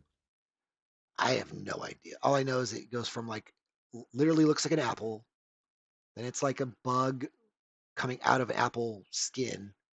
Then there's like it looks like a apple pie for like biped pedal thing. And then for some reason the next one up is the same thing, but he crashed through the back of his instead he's popping out of a giant gooey apple. It's like, what the fuck is this evolution? But yeah, real distracting. Uh, Yeah, no, I'm fun. on Pokemon mode now. hmm This Anywho, is ridiculous. so yeah, so for me, I was like, we'll do a thing where uh, his dad's gonna have an ability that then allows him to kind of, for plot reasons, be like, okay, Hmm. that kind of sets up why things are the way they are. I'm not going into detail on that. Let's just say that it negates certain things and whatnot. Oh, Um, and then, so then from that point on, he kind of then is introduced to like, look at the world of powers you can have. You're like, oh, okay. So then my next thing was kind of coming up with some additional powers. So like it's called the Shine Barrier, not the Shine Shield, even though that oh, sounds, Shine Shield that's got better alliteration. yeah, but I also don't like the sound of it. I personally don't like the sound of that. That sounds gay. I Sounds gay. For love things that are gay. I know I You gotta be wanted progressive. I Open really your heart, open your I really mind, wanted to open your articulate butthole. that really poorly by saying that. Oh, Um, yeah. but then I was thinking about the Cosmic Punch, and it would just be an excuse for him to have like a, you know, like how most characters just have kind of like an energy that kind of goes around The their attack. hand, and then they can just punch with a Yeah. little extra oomph. You know, insert the Jujutsu Kaisen like Black Flash or whatever punch, that like kind of energy swirly punch that the main character has, or Yeah. like a little bit of a Captain Falcon punch, a little bit. I mean, that's where it would Always. that's where you can kind of get to, where it can get to a more. I'm trying to think of like how again, going back to Pokemon, how you kind of evolve each set, like power set, and like build up Mhm. to be like, oh, that's more significant and more epic and whatever. So like instead of his hand just slightly glowing with like a little bit of like an aura, and it just basically allows him to just punch things with an additional shine like power backing it or like energy backing it. So it's like Hmm. there'll be more. Obviously, I can probably go into more detail in terms of its practical, like all of its useful ways of being used other than just to punch people in the face. Like for example, if it's already shine based, it can maybe have a better impact against other shine users because like the idea is that you would Hmm. then be like, well, force users can push people and pull people away and whatever easily, and they can't do anything about it. But we have seen where other Jedi's will fight, you know, force pushes and pulls with each other. They're like, ugh, you know, they tug of war. They kind of fight back. So they Yeah. have the ability to do that as a defensive thing. So it'd be like a thing where um, they're more vulnerable to being punched or whatever by their own kind because you know the idea is that like, oh well, maybe this character uses shine as a way to defend, you know, make them stronger. Well, then what's the counter to it? It's like, well, I guess punching them back. But again, that sounds too rudimentary. But um, when I get to that bridge, I'll pass it. However, I'm going to. Exactly. Um, a part of me just thinks it's like, well, is that how you would then allow? Like for me, it's to allow my main character to have a leg up a, in a in a scenario where he maybe might not have the chance to train for. So Mm. you either have the power substituting for experience, or you have the experience substitute for the power, and or both. It depends really. So like, so how I Mm. want to kind of like set his early journey is him kind of just having a couple like things, and then just being like, fuck it, we'll just use that, and like kind of we'll that'll help bridge the gap of their strengths. So like if you have like Lady Shine being inherently better at the shine power system or whatever, right? More familiar with that power set. Um, to for him to not have it and her basically to just overload him with like, I can pull you around and push you around and you know Hell yeah. do all these, I can telekinetically fuck with you and whatnot. It's like, well, maybe that's where to bring him up to a finally like approaching kicking everyone's ass as a main character eventually needs to be. Um, that the shine kind of helps kind of fill in that gap. So like for example, there'll be a bigger character that he will fight, and based off of what everyone knows up to that point, that like this character is more opposing than our main character. Our main character up to this point has been kind of underwhelming in terms of his ability to fight or like make do a have a more compelling argument for like, oh yeah, he'll survive this, or oh yeah, Mm. that's totally believable. It's like, okay, well, the first big uh, thing will be, well, now he gets the shine barrier, and that'll allow him to basically use the shine barrier as literally a barrier between his inability to beat up a bigger, larger enemy or you know opponent. So like, Mm. but again, that's only so you can only do so much. But then I'm trying to think of like, the next step is like, oh well, you can then go from there. Essentially, that's kind of a jumping off point. So like the first fight that we get with him using shine powers, but also having the odds stacked against him, that hopefully ultimately leads to him being victorious, but organically, where like that's where, and that's again, Right. Right. I'm Right. spoiling like pretty much the next chapter or whatever in this immediate You're being vague enough. idea. Well, I'm just saying in the immediate like ideas of where things are going, where it's like that's like right now that's where it's going. Um, Hell yeah. so for him, it's like, okay, barrier. The guy's going to be punching at him or smashing him into an area where he's kind of, so he's stuck in a. And if you've read chapter two, which no one has read chapter two, it's called the playpen, which is where the little arena that they're going to fight in. That's where they're going to fight. So he's kind of stuck in there, and so he's only got so many options. So he's going to basically use the barrier as a way to like reveal that like, what? Like it's one of those like it'll be a realization where like he goes to like do Yeah. something and he like closes his eyes and then all of a sudden like he opens his eyes and he's like, oh, I just blocked his punch, with this barrier. Um, and then everyone's gonna be like, what the fuck? That kind of thing, right? Oh And yeah. then so his opponent's like, okay, well, that's new. I wasn't ready for that. And then, so then the fight ensues and whatever. So, well, I'm sure you'll know where that'll go to some extent. Well, Um, I'll find out. yeah. So, but to me, leading up to like his first set of um, abilities or whatever, it's like the barrier and then the cosmic punch will be his main kind of early skill set where he can block something or protect people or whatever, and then he can Hmm. give people a little bit more of a stronger punch, you know. Because I haven't yet figured out exactly like how far things like that go, but like just saying like Falcon Punch as like a inspiration, I can imagine it being like, you know, Oh hell yeah. go to punch and then he has like this crazy blue energy that kind of fire, flame that comes off. Speaking of flames, I at least have one visual aid for said thing because I was going to get to this point to where I can actually reveal a little sketch that I had. Ooh, he's revealing himself. Uh, don't say that. Gotta Um, get evocative. Gotta where? make people question things. Why is it? Gotta push the boundaries, push the bar. Oh, it's right. It's on top. Okay, that's why. I was like, why is this not?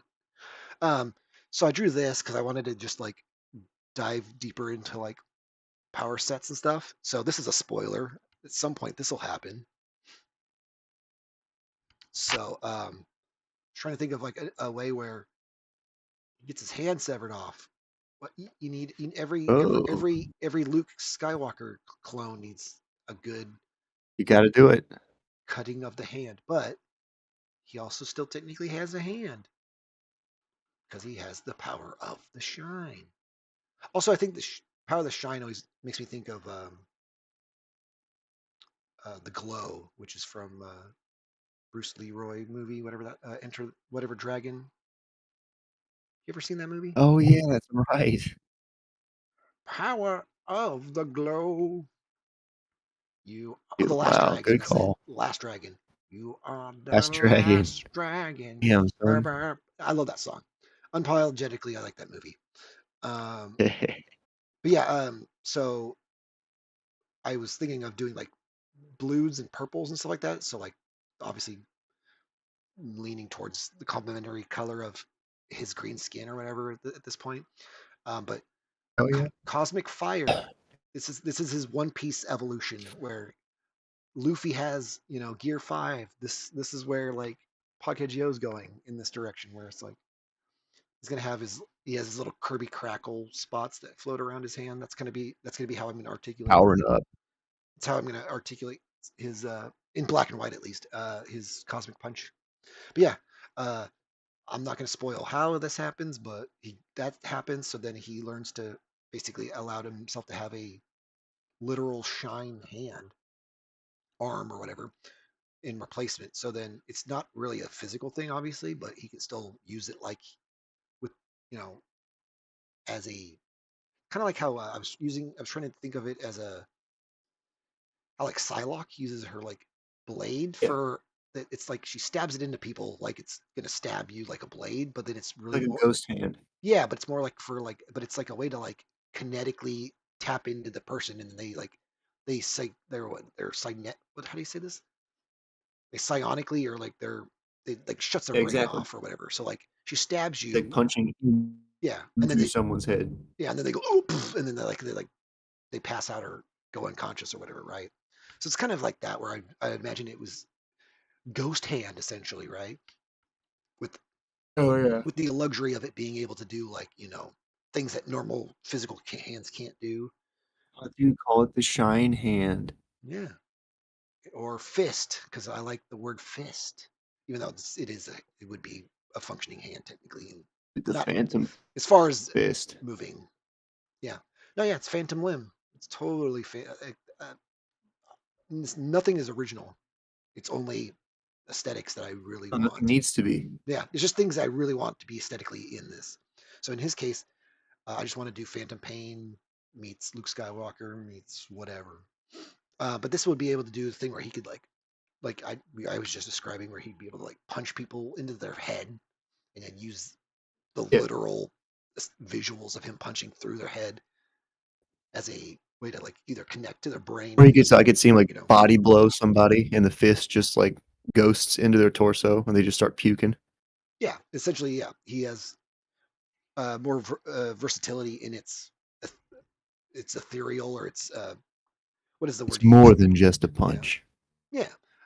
And then like you could still use it as like a way where you're like, well, uh, yeah, but he still can technically like if he, I don't know. I was trying to think of if he can actually use it as a regular hand, but obviously that's for another time or another day for thoughts. But 'cause I was thinking, I was like, well, it'd be nice that he still punches people with it, because like if you can use, if you can I mean, have that could very easily be a thing that he could just basically have one arm, and then in combat, just manifest that hand and just start knocking people out with yeah, it. like he only has it more or less for combative reasons, or like Self-defense. yeah, or more. There's more utility to it than just it being functioning as a hand, because it would use up. Basically, it's like a lightsaber where you just when you turn it on, you mean business, right? Up until that point, it's just a little metal thing, little flashlight. Um, so like for me, or for my thought of it being, you power it up and it would just appear, like a lightsaber, and then he would use it to do whatever. But then yeah, I was just thinking of like what did I write down? Because I was trying to think of like he's usually basically uh let's see, what did it say? Like I had it. No, I had just drawn Lady Shine with like a little fire thing above her head a lot of times, depicting it as just like a little weird little flame on her head. I didn't really have any Oh, yeah. reason for why, but then once again, I'm like, either I might as well come up with an idea, or this naturally is where things were leading. So I was trying to get an example. So the plot is that she's trying to get a serum that helps her kind of recover basically her health, but also like basically her ability to be as a like an effective villain, essentially, just shorthand for that. Mm. Um,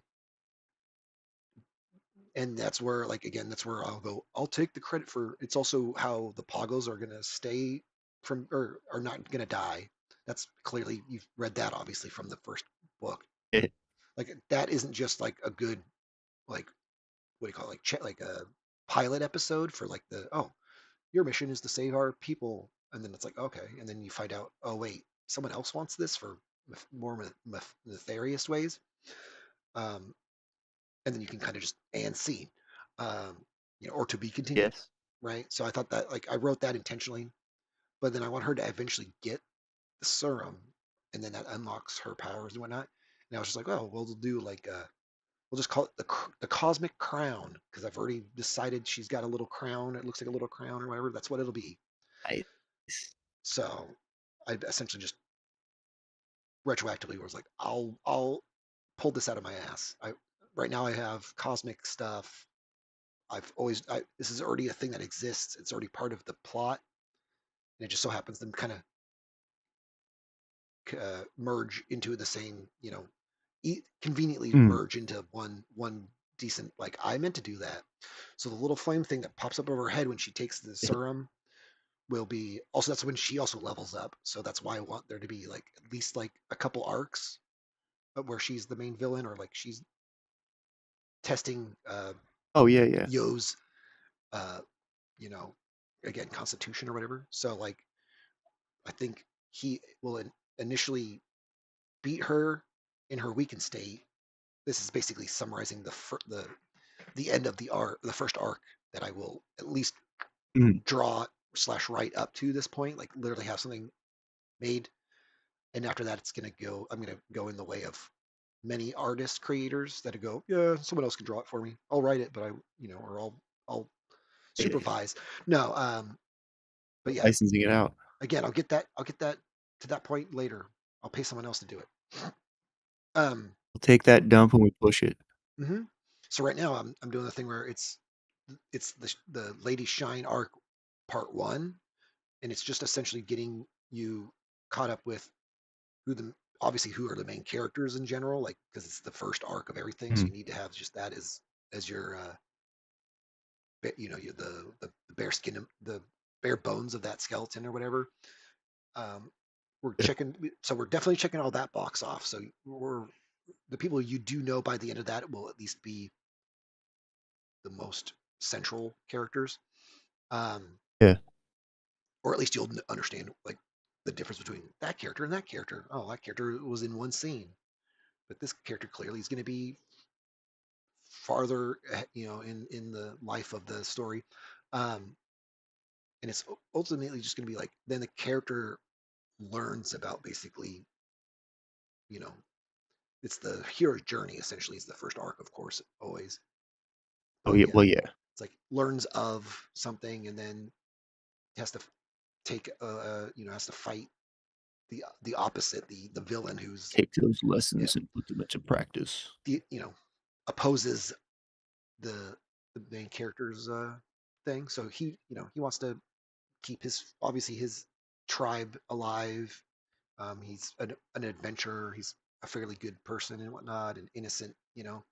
He's a what do they call that? Like the babe, the little baby that kind of goes around, and everyone else is He's like, the little oh, learner boy. yeah, you're gonna He's the get little yeah, youngling. exactly. We're gonna show you the true horrors when a baby is dropped into a prison with a Gonna bunch of crack you open murderous like people. a coconut. That reminds me, or think I that makes me think of a manga where there'd be this story where there's a baby that gets raised in a prison, but it's like Fist of the Lovely. North Star or like Rikio esque, but it's got like Jesus. wolf and cub Ricchio's energy. something else, dude. Oh, I know, but it would be like it'd be like that. Like there's a heart to it, right? Where it's like everyone's going to come together to parent this baby, but we're also going to keep it a secret. So it's weirdly like a Damn. prisoner in a prison around other prisoners, but then also they make this like super edge lord scariest motherfucker, but he's also cool. Like he's still your main character, and then like somehow he like Hell then yeah. rises up and becomes like the perfect, I don't know, whatever. Of course, I have to push it just enough to where it's like, okay, don't imagine this in real life. Just imagine it in like this is just a crazy origin story for a character. Then he takes on the prison guards and warden and everything, and you're just like, whoa. And then all his what do you call it, like stepdads all die, and then he's just like, no. Like I could just see this being a crazy one of those crazy seinen Oh mangas, yeah. and then like you're like. There's like one, like I don't know. There's like this final, just to end this on a cliffhanger. There'll be like one character that's like, I'm glad to, we set you up for success, or whatever, blah, blah. The real test is gonna, is about to begin. And he'll be like, the real one, the real test, huh? And all of a sudden, like fucking aliens or something come down from Earth or something. And they're like, oh, Dude, we set you yes. up. You know, they're just alien, they're alien wardens. Like you find out the prison uh, Dude, I'm down. was just When, aliens. when do we start playing this campaign? I know it sounds like the campaign we were playing once upon a time, but we set it up to where That's all the perfect, dude. characters I'm were sold. they were born from all the veteran humans because you think they're all like scoundrels, but you're like or bad guys, but you're or criminals. But then you just realize, oh no, that's all that would survive being enslaved by aliens in a prison system.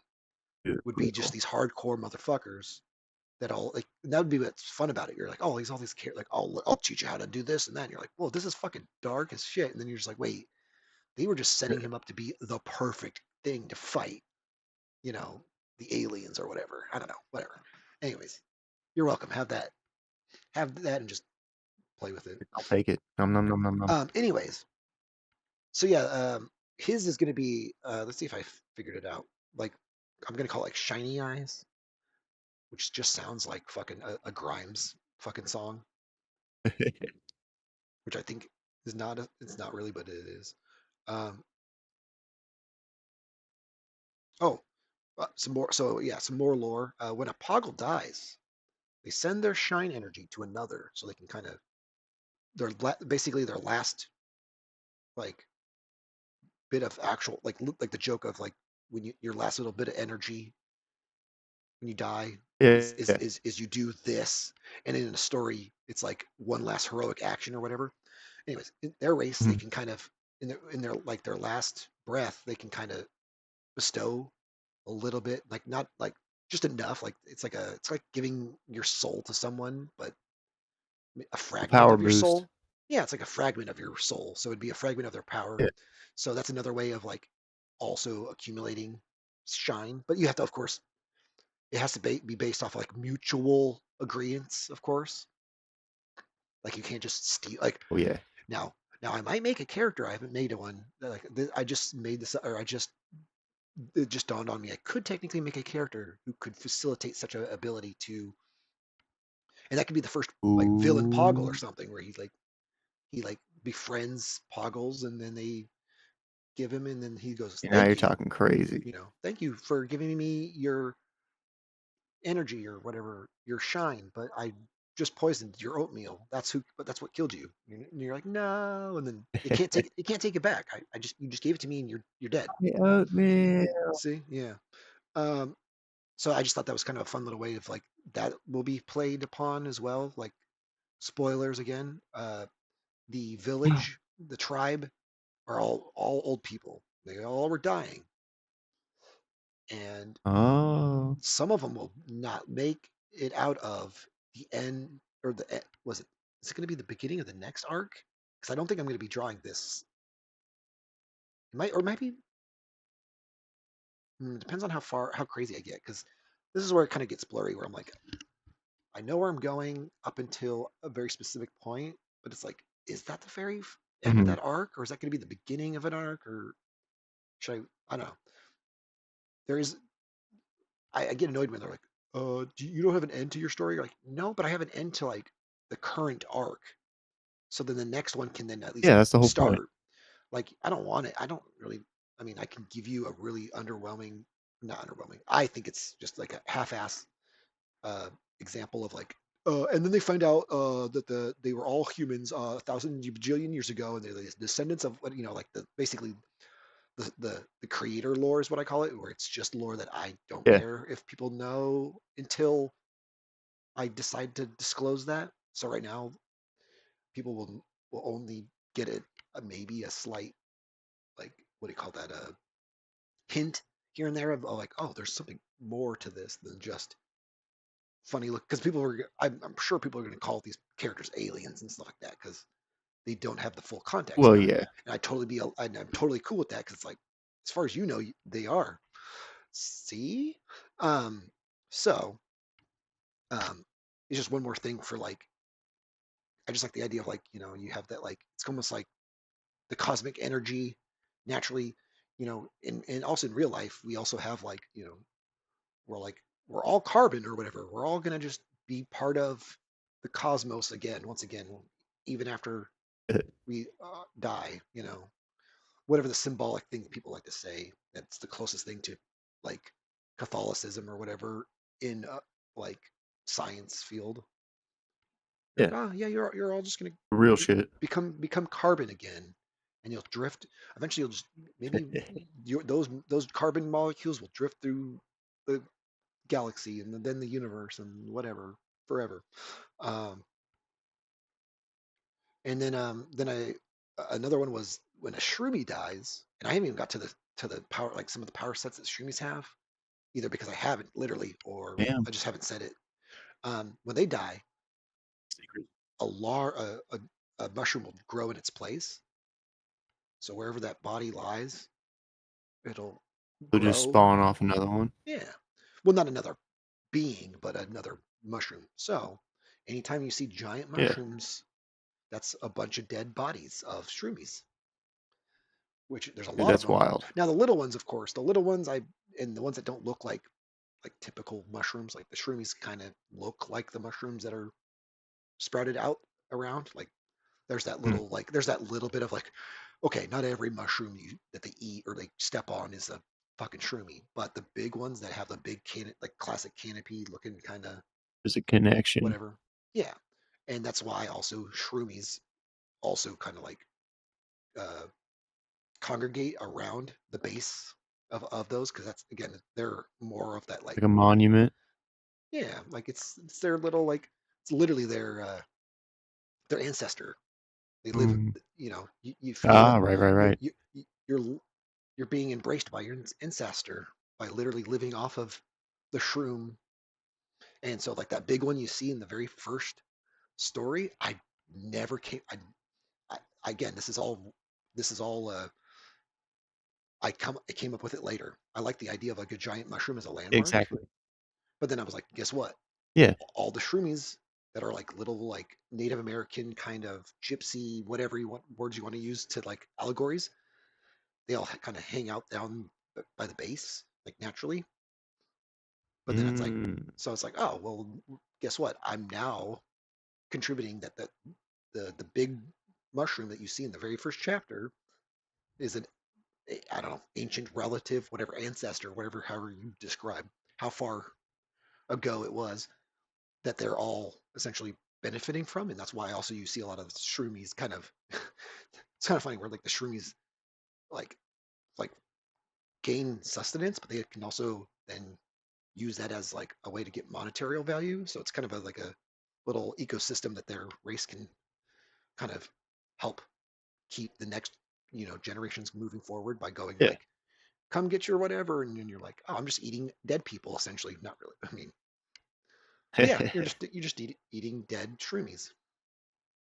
um Dude, that's but the good shit. but those are only specific ones. Like that's where I'm going to go back to the idea of like there's special mushrooms. Like even like I didn't even get to the point where I still not entirely have a plan for the phallic oozing things because those are not obviously the It's a same. fungus.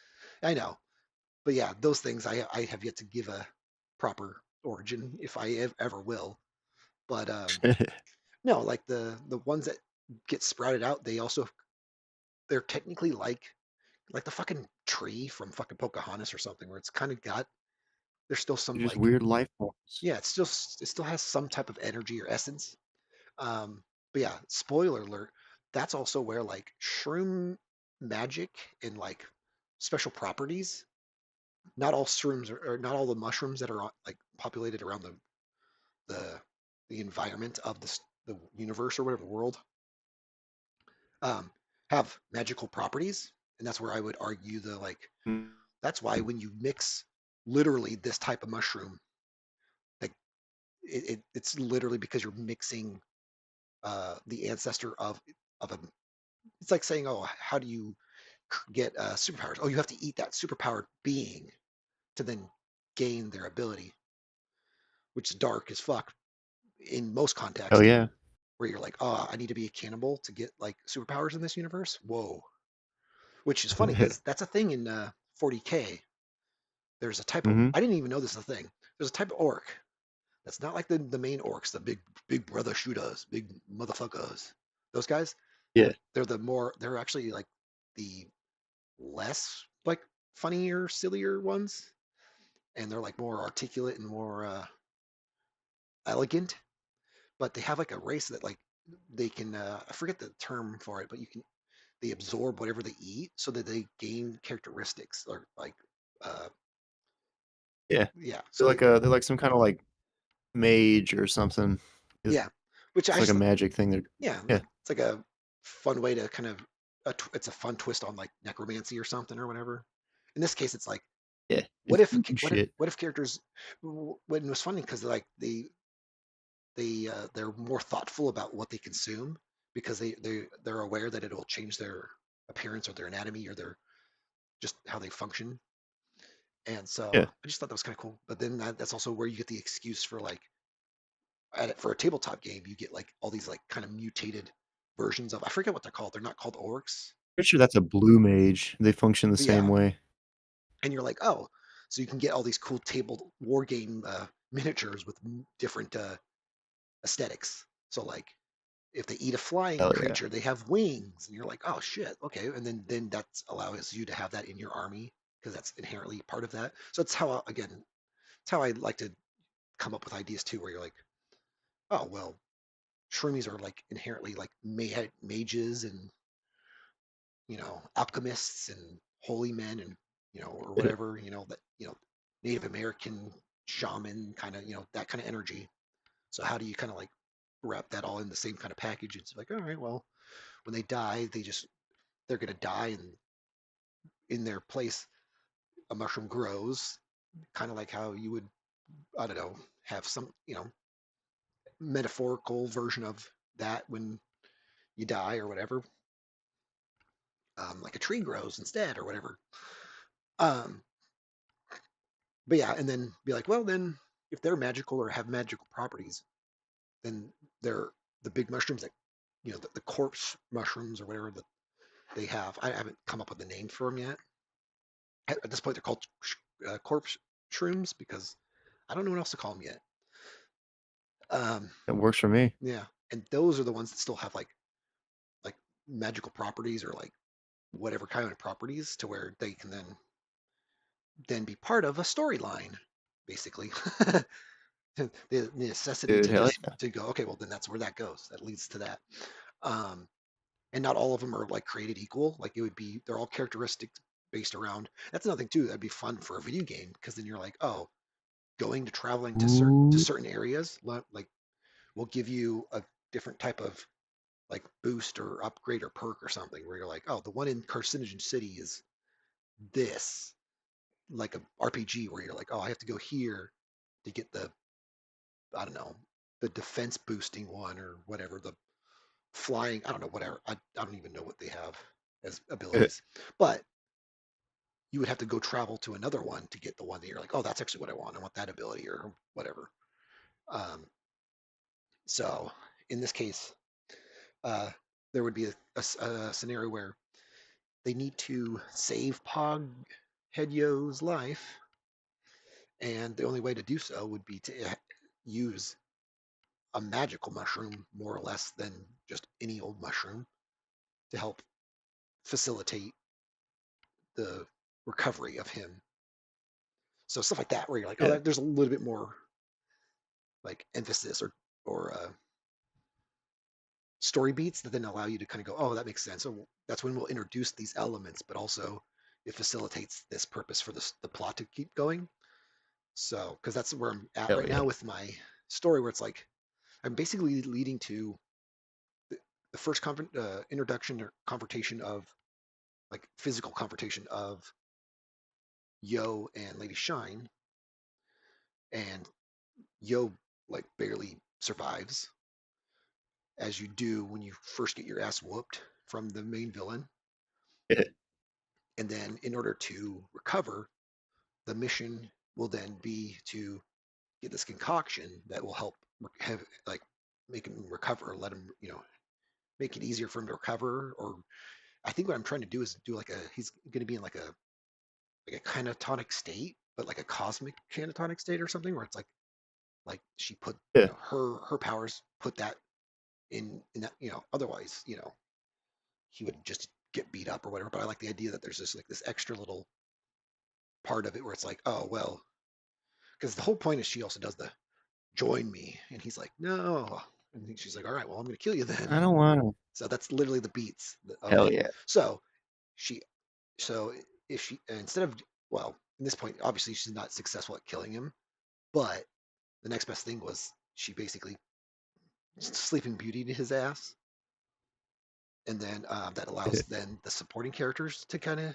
elevate to main character status for a second, and then they have a side plot. Yeah. They have a side plot, and they're supposed to go fetch a couple things, and then ultimately meet up. And then this is where the second interaction happens, where literally amidst them successfully grabbing all the stuff, fetch quest, and coming back, Lady Shine already is back up again too, because she also um, took a licking, but she's not in a catatonic state like he is. But she's like, look at her Mhm. wounds. Maybe they finally give her the serum at that point and go, all right, boop, and now she's super shredder.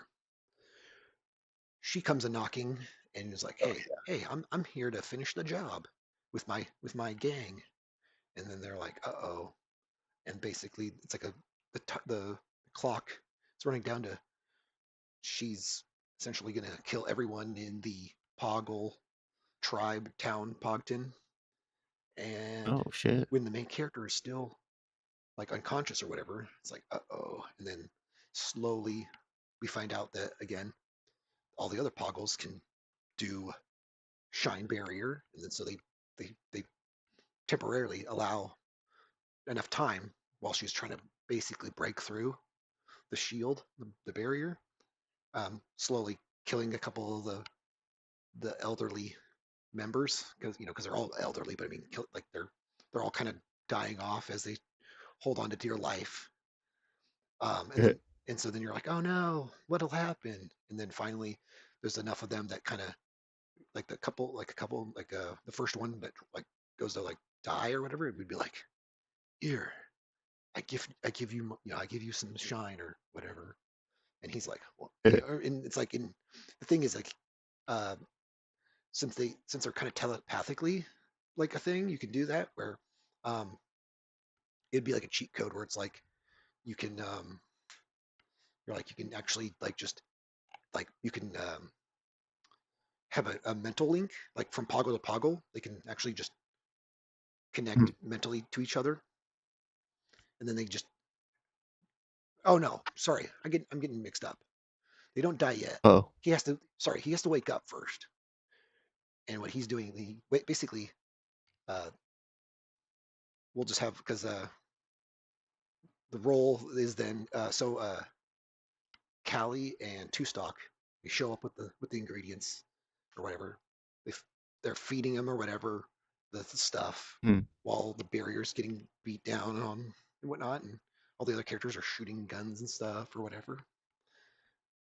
And then oh no, some of the elders are kind of starting to fade away or whatever. And then finally, like Yo wakes up or whatever. I'm sure by I don't know, maybe I'll have Callie give him the Sleeping Beauty kiss or something to wake him up. Ooh. To wake him up, and Oh, he'll. dude, you have to. Do I have to? No, I don't want him to.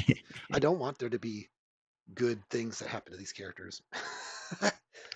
Ah, I want this to be berserk. I want everyone to die. No, I'm just kidding. punishment. No, Is it Berserk meets Ninja Turtles? it is. It absolutely is. Um, so then he wakes up and he's like and then he basically um, then a couple of them are like, we're dying here, give me so then they're like, you can't face him or face her, you know, without whatever. And so then he's like, basically there's like a sad little moment where like there's a bunch of old people dying in his arms, and he's like, oh, and he kind of. And Ooh, the funny thing is, guess what? Yo can't speak, so how are you gonna get consent, right? dude, not gonna happen. Yeah. So that's why it's that's also probably why it. But yeah, no. So they can just give it to him like passively or whatever. They can just give it to him because he doesn't need to say it because he Yeah. knows because he loves them all. They're all like his family and whatnot. So he accepts like internally whatever gay shit that is, right? Ooh, pretty gay. Yeah, really dumb stuff. Really lame. This is for losers. Anyways, so then he gets powered up. He gets powered up too now. So then now he then just punches through the barrier and then like uses the barrier to kind of wrap around his arm like it's like a condom or something, like a balloon. Yeah, that's exactly what it is. And then punches her in the face and then everyone's like, oh shit. And then and then everyone kind of he just steps out of the bubble like it's just not there or whatever. Kind of like because the bubble obviously is impenetrable technically or whatever. So like he was able to just freely walk through the barrier. Kind of like I don't know. I'm sure there's something like that. Like Stargate. Isn't Stargate have like mercury looking It's like a thing? liquid. Yeah, like Yeah, it's like a liquid fluid. metal. Yeah. Basically just does that. Like he just coming out of a soap bubble. And then he's like, Thing. now you're all fucked. And then basically uh, beats up everyone And then yeah, it's pretty much Fighting is bad. it's pretty much the end of. That was another thing too, where she then I think I don't know what I'm gonna do to the villain to then like retreat again because I kind of want there to be like one more face off because that's like technically the second fight that he wins the second one and then the third one is gonna be like the big epic one that like is drawn out with more things, very more Dragon Ball, I'm sure. Hmm. But this one is supposed to be like the beats like in a song or whatever. You're like, okay, they fight, she wins, he recovers, they fight again, he wins, she runs away, like actively like a coward. So you need to have the villain go, oh, not not fight to the last you know breath kind of thing, like how he does. Um, she was like, oh, he's too powerful, and then runs away like the loser the villain is, and then the next fight will just be literally have to be the death of one of them because I feel like that's how you. I might have just boiled it down to the way I like it, where you're like hero gets beat up, but survives at the by the the hair of their teeth or whatever the joke I'm making. Oh Um, yeah.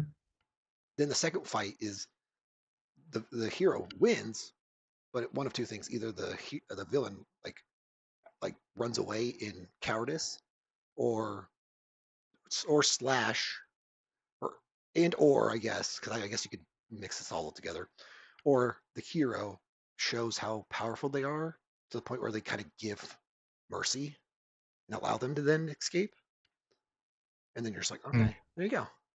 And then the third one is supposed to be it was inevitable. You know, we were to collide only for one celestial body to survive. That kind of thing. And you're just like, all right, this is where like Yeah. they both accept that someone's gonna die. We know that the hero is heroic enough to not be a murderer, but in this case, I'll make an exception, kind of thing. Like you've pushed me to a point, so that's why I want to like there to be like technically like because I guess I don't know. I feel like that could technically be one arc or one arc with like a second arc just being that final kind of fight or whatever. Because I was trying to think of like a three act structure within the arc where it's like villain wins, but then our heroes, you know, get ready for a next fight, and then they win. It's like, is that an extra arc, or is that just like the continuation of the main arc that I'm doing right now, the first arc? Because Yeah. I can easily end the story with her licking her wounds and running off, and that being like a decent um like send off for the audience for like the first like Right. you really want to know what the story really has to has in store, like find out. Because then that one will have her running off, but then we'll have Yo find out about his mother. Bum bum bum, and he finds Oh out my god. that his mom is up to other stuff, and he's gonna go travel and find her. Mom! Mom! Yeah.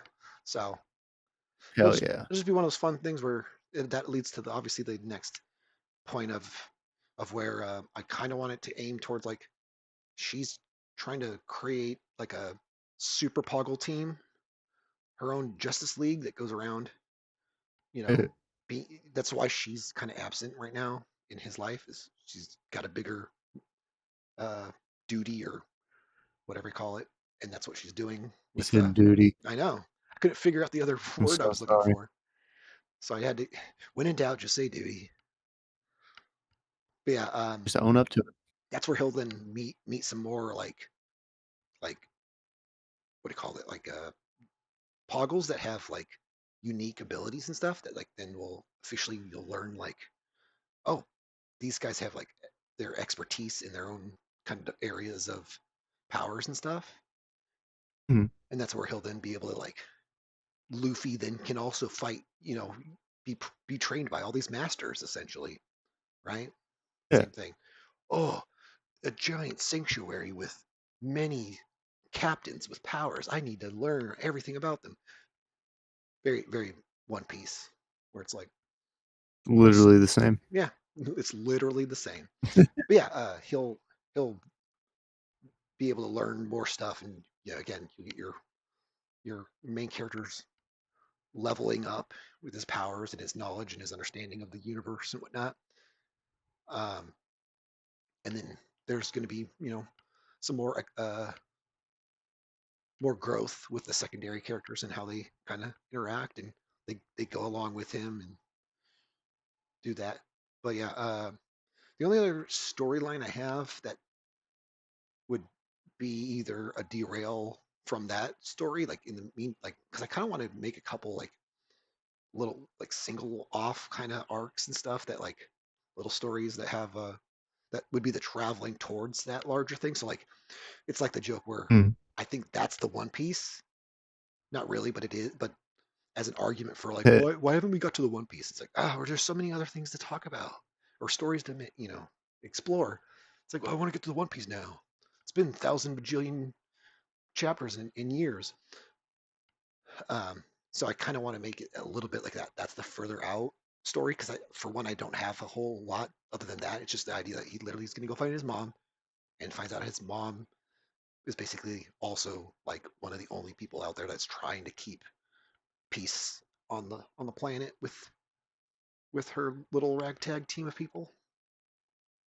oh yeah, Um, and I'm then the badass. yeah, and then to lead to that, and then that allows you then to get you'll have a little bit of a understanding of like why she's kind of a shitty parent, but also why his dad's a little bit of a shitty parent, but also why they're good people Ooh. overall.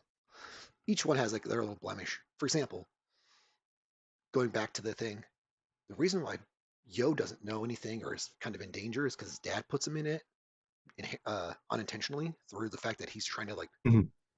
basically sh- uh, shadow him or whatever they call that when they go, oh, I don't want you to learn about that lifestyle. You're like, well, I'm going to. It's like, oh, I'm just trying to protect you.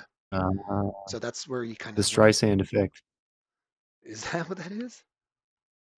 You tell someone not to do something, like, well, makes me want to do it more. Well, I guess that is because she just like, yeah, don't show my beach condo or whatever it was. And they're like, okay, well, we're And gonna do the even whole more. internet was Yeah, like, "Oh, yeah. okay."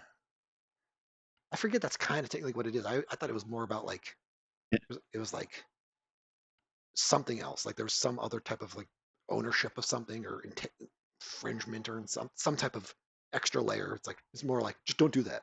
Stop sharing that. It's like oh people okay just go, "I'm doing the opposite." yeah no. Basically, he kind of shelters him from that, and then kind of has to come to terms where it's like all right, here you go. Like you're this is I guess this was inevitable, and that's what your mom said. When she left. Um, but he goes, again, there's still enough reason for him. He's a doctor or whatever, so like, uh, it's enough of a reason for it. It's like, well, he raised him for a few years and himself, and then he's a doctor for his tribe, so he's pretty cool with staying in that position. Where the mom is more about going out, and that's funny because that's all set up for a prequel, which I always Damn. I have that in the back of my pocket where it's the story of how some of the stuff that is led up to like who is Lady Shine, where'd she come from, where's his mom and how did they meet and how they have Yo together. And it's like, oh, that's all stuff that's set up for a little mini prequel story that I have a loose Damn, son. a loose connecting tissues of. Basically just uh Akira esque ripoff where you're like, oh, here's this and that, mix it together, and then Dude, now I'm you have down. now you have now you have the threat of basically these two things happening, and then it leads to the outcome that is what you pick up after, like pick up on chapter one. So it's book zero of the story. This was going to be the original main character, but I changed my mind. That's making fun of JJK because that was the original I believe story. you Where it's say like that. the one character's like, or the creator was like, yeah, this guy was going to be the original character, but I didn't like him or no one liked him or whatever. And you're just like, huh? He's like, so I Somebody didn't like him enough. yeah, yeah, to where he had to change it to be how the actual story that everyone knows is. But I mean, he ends up obviously becoming a character that's actually it's not like a retcon or anything, but it's like I shifted it. He's only a main character for a couple chapters, so it's the same thing where I'm like I'm gonna make Uh, his parents the main characters only up until he's born, which seems kind of like obvious thing to do, especially with like Star Wars. You're like, oh, this is the story about the parents before the kids. So I just steal everything from and Star Wars, even the prequels. you I'm literally, even oh, I stealing mean, from but the it's not prequels. stealing because that's what Star Wars is. There will literally be a shitto in Pocket Joe now. I don't know when. I I don't don't know see. I where. didn't. I assume there was already. Yeah. Anyways, so yeah, that's just basically the overarching story that is just vague enough to where I'm like, oh, I'll forget that. But also, I've said it in my head and wrote Uh, it down enough that it's like that's good. I want to jump just to because I could talk about powers or whatever all day probably, but I was thinking about one that would be fun. Like I could send some of this stuff just to you, and you can just read it and go, "Oh, that's a cool power." Um, there was one thing I wanted to do, so I made I guess I called him Count. What was it Count Necrosis? But I changed him. I think I want to change it to Lord Necrosis. And it's a very arbitrary change, but I need to start saying that now instead of the other way around. Um, that was going to be another like side story. Like, if there was ever hmm, a, it's the excuse to have a Pocket Joe movie, where you're like, dude, what hell if, yeah, if you were making a Pocket Joe movie, what would it be? I'd be like, oh, it'd be about like basically it'd be Castlevania meets Pocket Joe. Anyways, dude, fucking yes. so no, so I made up. So I had a character that I was like, oh, and I'm sure I've talked to you about it, where he's got like the maggot for arms or hands or whatever, and he's gross looking. Yeah, Yeah, and I was like trying to think of like how do you articulate what he is, but he's basically yeah. just like I don't know, like my way of articulating like a spooky vampire zombie virus thing. I don't know, Resident Evil character. I don't know. Nice. Um, where like maggots uh, and like whatever that's called, like whatever they call that when it's like eats all the like dead stuff and whatnot, right? Which Bottom feeder. yeah, no, just whatever the word is. I'm burning out on fumes a little bit. Like fungi, Yeah. they're fungi and maggots are kind of similar in how they Oh, function, oh yeah, yeah. right? So that was kind of why I was trying to draw like connection to that, where it's like, oh well, one needs to eat that stuff to then grow up to be a fly and then start it all over again. Where fungus is like doesn't really exist until it has the optimal set scenarios to then be even exist. Because I think you can technically probably have like maggots and trash isn't necessarily a corpse, right? It's like it's just the breeding ground that's ideal for It's that. just rotting. So like food that isn't even like meat or anything, it's like oh, that's an apple's still good enough. They'll eat that and then grow up to be adults and fly away. So I was just trying to think of like the bug, the zombie bug kind of race, the vampire bug race that's in in this universe. That's not also Yeah. blatantly a bug. I keep saying bug, but which I've never thought of other than the maggot part. But Uh, they're called uh, perpetuals. Perpetuals. It's my way of saying vampire. So the like word. it. So I'm like, that word is literally what they are. They just perpetually be a thing. Obviously, if they don't get killed or whatever, but they're they're perpetually a thing, whatever. Anyways, and so that would be the story Uh, where like they meet him, and then that kind of adds another little layer of like world building and stuff and whatnot, and new power sets and stuff can be revealed and whatever. I don't know. Um, but yeah, the one little like connection, like little thing to that was so you have was it Goff Polyp, which is the one character with like the mustache and like kind of spiky shoulder pad cape thing. Um, Hmm. he basically gets, or he's basically like a what do you call it, like a spy or a double agent for Lord Necrosis, where he's Oh. able, he's basically under Lady. This is also why you find out like Lady Sham is like just like just like Darth Vader is. There's just like a sliver of like sympathy for that character, um, at least to some extent, or at least, or maybe just the depth of like, oh well, there's other villainous people that will also take advantage of other villainous people. Like they don't have a, they don't care what who they fuck with. Like they don't. It's not inherently good guys and bad guys or whatever. Anyways, but I was just thinking of like the connecting tissue is he. You find out that he works for him, and that's like, oh, we recognize that character, and then you find out, oh, he's like his what is it? His what's the character from Dracula that eats bugs? I Oh, want to say freaking! They Rembrandt. just made the movie about him. Yeah, Rembrandt. That's all I can think of. Russell It's Renfair? Renfield? Re- Renfield. Is that it? Renfield. That sounds right. Yeah, anyways.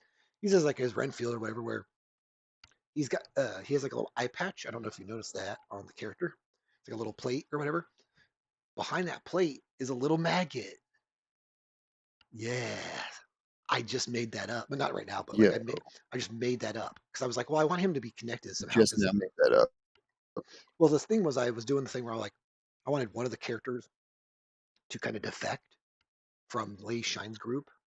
And I was like, well, that character can do Hmm. it. He can be a turncoat or whatever. But then I'm like, okay, well, whatever. And then I'm like, well, that character has like an eye patch. Like we can make it a joke that like he just the cavity that would be where his eye is housing one of Lord Necrosis' little like drone maggots, like drone bugs. So whenever he needs to like know what's going on, secretly he'll go somewhere, open his little eye cover, and then he'll be able to like snoop or whatever. And then that's how you kind of find out that he was just doing that behind the scenes. Anyways, fun little diving into more and more stuff where you're like, man, you haven't even got to like next chapter and you already got all this other stuff. But yeah, there's also going to be an arc where his arm will regrow back. Spoilers! I already set that Oh up to where shoot, he's going to lose an arm, but it's going to grow back. Uh, dude, that's crazy. yeah, but I think something's going to have to happen. A tragedy will have to happen in order for him to get his arm back or hand back, which does make a whole lot of sense now I think about it, just based off of like, I want that to be the Doesn't case. matter. I want that to be the case, but anyways, again, I'll get when I get to that point. Like it's funny, it's like having those little bullet points where you're like, I want him to lose his arm, and then like the next bullet point is like, I want him to get his arm back. But it's like not that because I just wrote it that way. It's like there'll be like a little in like a little caption where it's like because of this plot based like motivation to allow him to have his arm come back. And you're like, okay, well, it facilitates the actual storytelling instead of just going, oh, I just want his arm back. I wish Rick had his arm back, kind of energy. It's like, no, there'd be a reason for it. Anyways, but yeah, the Perpetuals will have like a little vampire movie one-off thing where they go to visit Maggot Vale. Oh, real imaginative, real on the nose. Um, on their travels towards his mom, they come across this like little village or whatever, and they're like basically slaves or subjected to Lord Necrosis's like kind of That's no control. good. Yeah, classic case of like these are who I reign over, and so it's like all these poor farmers and stuff like that, and they're like, don't go there, blah blah blah. You know, classic story where you always walk into town and they're like, here's all our fucking dirty laundry and bullshit. Do you want to deal with this or do you want to run away screaming? And usually the main character goes, whatever, I guess I will. Because you've put me in a weird position to where now I have to, now I have to Snake Plissken the shit out Yeah, of they got to this. resist it first. Yeah, it's Snake. You got to, Well, it's the Snake Plissken effect. You know what I'm talking? You know what I mean? yeah, Where a bomb, there's a bomb in your neck. the Now, what do you want to do? the refusal to the call. That's what Hmm. they call that. Yeah. Anyway, so yeah, they're like, don't go there, and they're like, we're gonna go there. Yeah, and Yeah, then don't go there, bitch. shenanigans ensues, and then they move on. You know, very. It's like Luffy shows up and goes, "What the hell's all going on in here?" And then they're like, "Here's all our bullshit," and he's like, "I'll solve it," and then go on with my life. It's like, yep, okay. So yeah, it's kind of also why I Yeah, wanted him to be hell yeah. a courier, because a courier would be giving him an excuse to like venture around and whatever. Obviously, he gets paid, so he has money, so he's not like a complete vagabond while he's traveling. But like, also gives him excuse to like get into like shenanigans. So it's like a kind of a Ouroboros of a thing effect where you're like, well, Very much that. yeah, you're like, okay, so he needs money to make the trek to his mom. That's the like kind of the mission, and all the things that naturally leads into like what happens when you're on a long road trip. You're going to need to get gas money, food, whatever, and what else? Oh, that's why I Uber. Whenever I'm in town, I just turn on my Uber account, and that's who I shuttle around or whatever, or whatever, or I DoorDash. When I'm in Portland, I DoorDash. It's like, oh, okay, kind of that idea, right? Where you're like, while you're out and about, there would be this like system where you'd be able to like go to little hubs, pick up packages and stuff, and then just deliver it to the next Oh. town. Kind of old school, kind of Pony Express or whatever in this world, where you have little hubs where they're Hmm. like little post offices or whatever, just the carrier offices, and there's always someone just like name, and they're like, oh, yo, or they have a little badge or a little ID card or something. I don't know. I haven't come up with the logistics of everything. They go, oh, okay, and then they're like, then they'll be like, what are you picking up, or where are you going, or whatever. Like you can like check, you can choose a couple options. You can be like, if you're going to the next town, we have packages for you to take to that town. But if you're just like wanting a job, we'll just give you a random thing and you can go do it or whatever. So you just basically ask how you're gonna basically help them facilitate their business, and then they do that for you. They grab the thing and give it to you, and that totally never backfires. That totally is never turns into hijinks. Never. Um, Not even once. yeah. So basically, it's kind of that whole thing kind of gimmick feeds itself story wise, but also allows the characters to literally, like, if you were to see a Indiana Jones map of venturing from America to the Middle East or whatever, you're like, bing bong, bing bong. You're like, okay. So, anyways, that's kind of how I try and extend the Hellboy universe. I mean, what did I say? Where It makes perfect sense. at a certain point, you're like, it's just him going around like beating up, like monsters or whatever. And then you're Only like, model. what? Oh, only model. Yeah. So, yeah, that was kind of in a nutshell. That's kind of the story, and either that'll become a thing, either through years of me slowly drawing it like a fucking loser, die on the Well, I like mean, laying do it fast if you want. Just won't look as good. what? Do it You can fast? do it What? fast if you want. It just won't look as good. Yeah, we just won't look good. Yeah, I don't know. It's like I don't know if I want this to be Take a your magnum time. Do it right opus now. thing, but whatever. Um, yeah. So it's like, all right, I'm hooked. hell yeah. I know it's funny. I have a coworker that I'm like, kind of excited to just give him a copy of chapter 2 just because he's like, I'm ready. I want to read more, and I'm like, all right, well, give me money. But yeah, anyways, Give um, me money. Give me money. Give me. yeah, but yeah, it's pretty much that in a nutshell. And Everything else needs, can kind of get ironed out as each problem kind of rears its ugly head. But trying to wrap it up because it's 1:30 and we're Yeah, and I close to should four probably try to go to hours. bed soon. So that's kind of It's where a I'm hell at of a right now. stream. So Dude, well, I if mean, the anyone story ever reads sounds it, good, but it's one of those. yeah. Well, I was gonna say the story sounds good. I think you got good concepts going, but it's definitely one of those situations where I can absolutely say I'll believe it when I see it. hmm You got to put it on paper. The biggest problem here with this is like clearly it's a visual thing, so it's not like I could just write a book and hand it off and go, here you go. There's like a Well, I novel, mean, a it's novel. that's an option, but you've already Yeah, started in this format. You might yeah. as well Well, keep that's what I'm going in saying. Like comic book I can't form. just drop the format and go, oh, okay, well, let me just finish it with a light novel, like a manga, like what the ones you find in the manga section. I'm a slime girl, but I don't really want to be a slime girl. But slime girls get laid, and I That's really my want to get laid. favorite. That's my favorite light novel, or whatever it's called, lit novel. Slime Girl Love Song, whatever. No, you missed the whole set. I gotta say it again. I'm a slime girl, but I don't want to be a slime girl. But slime girls get laid, and I want to get laid. See Wow, dude, that's the truest thing I've ever heard. you could just in that one long run-on sentence title. I mean, um, you can learn exactly what you're gonna find out about Lot to that. unpack.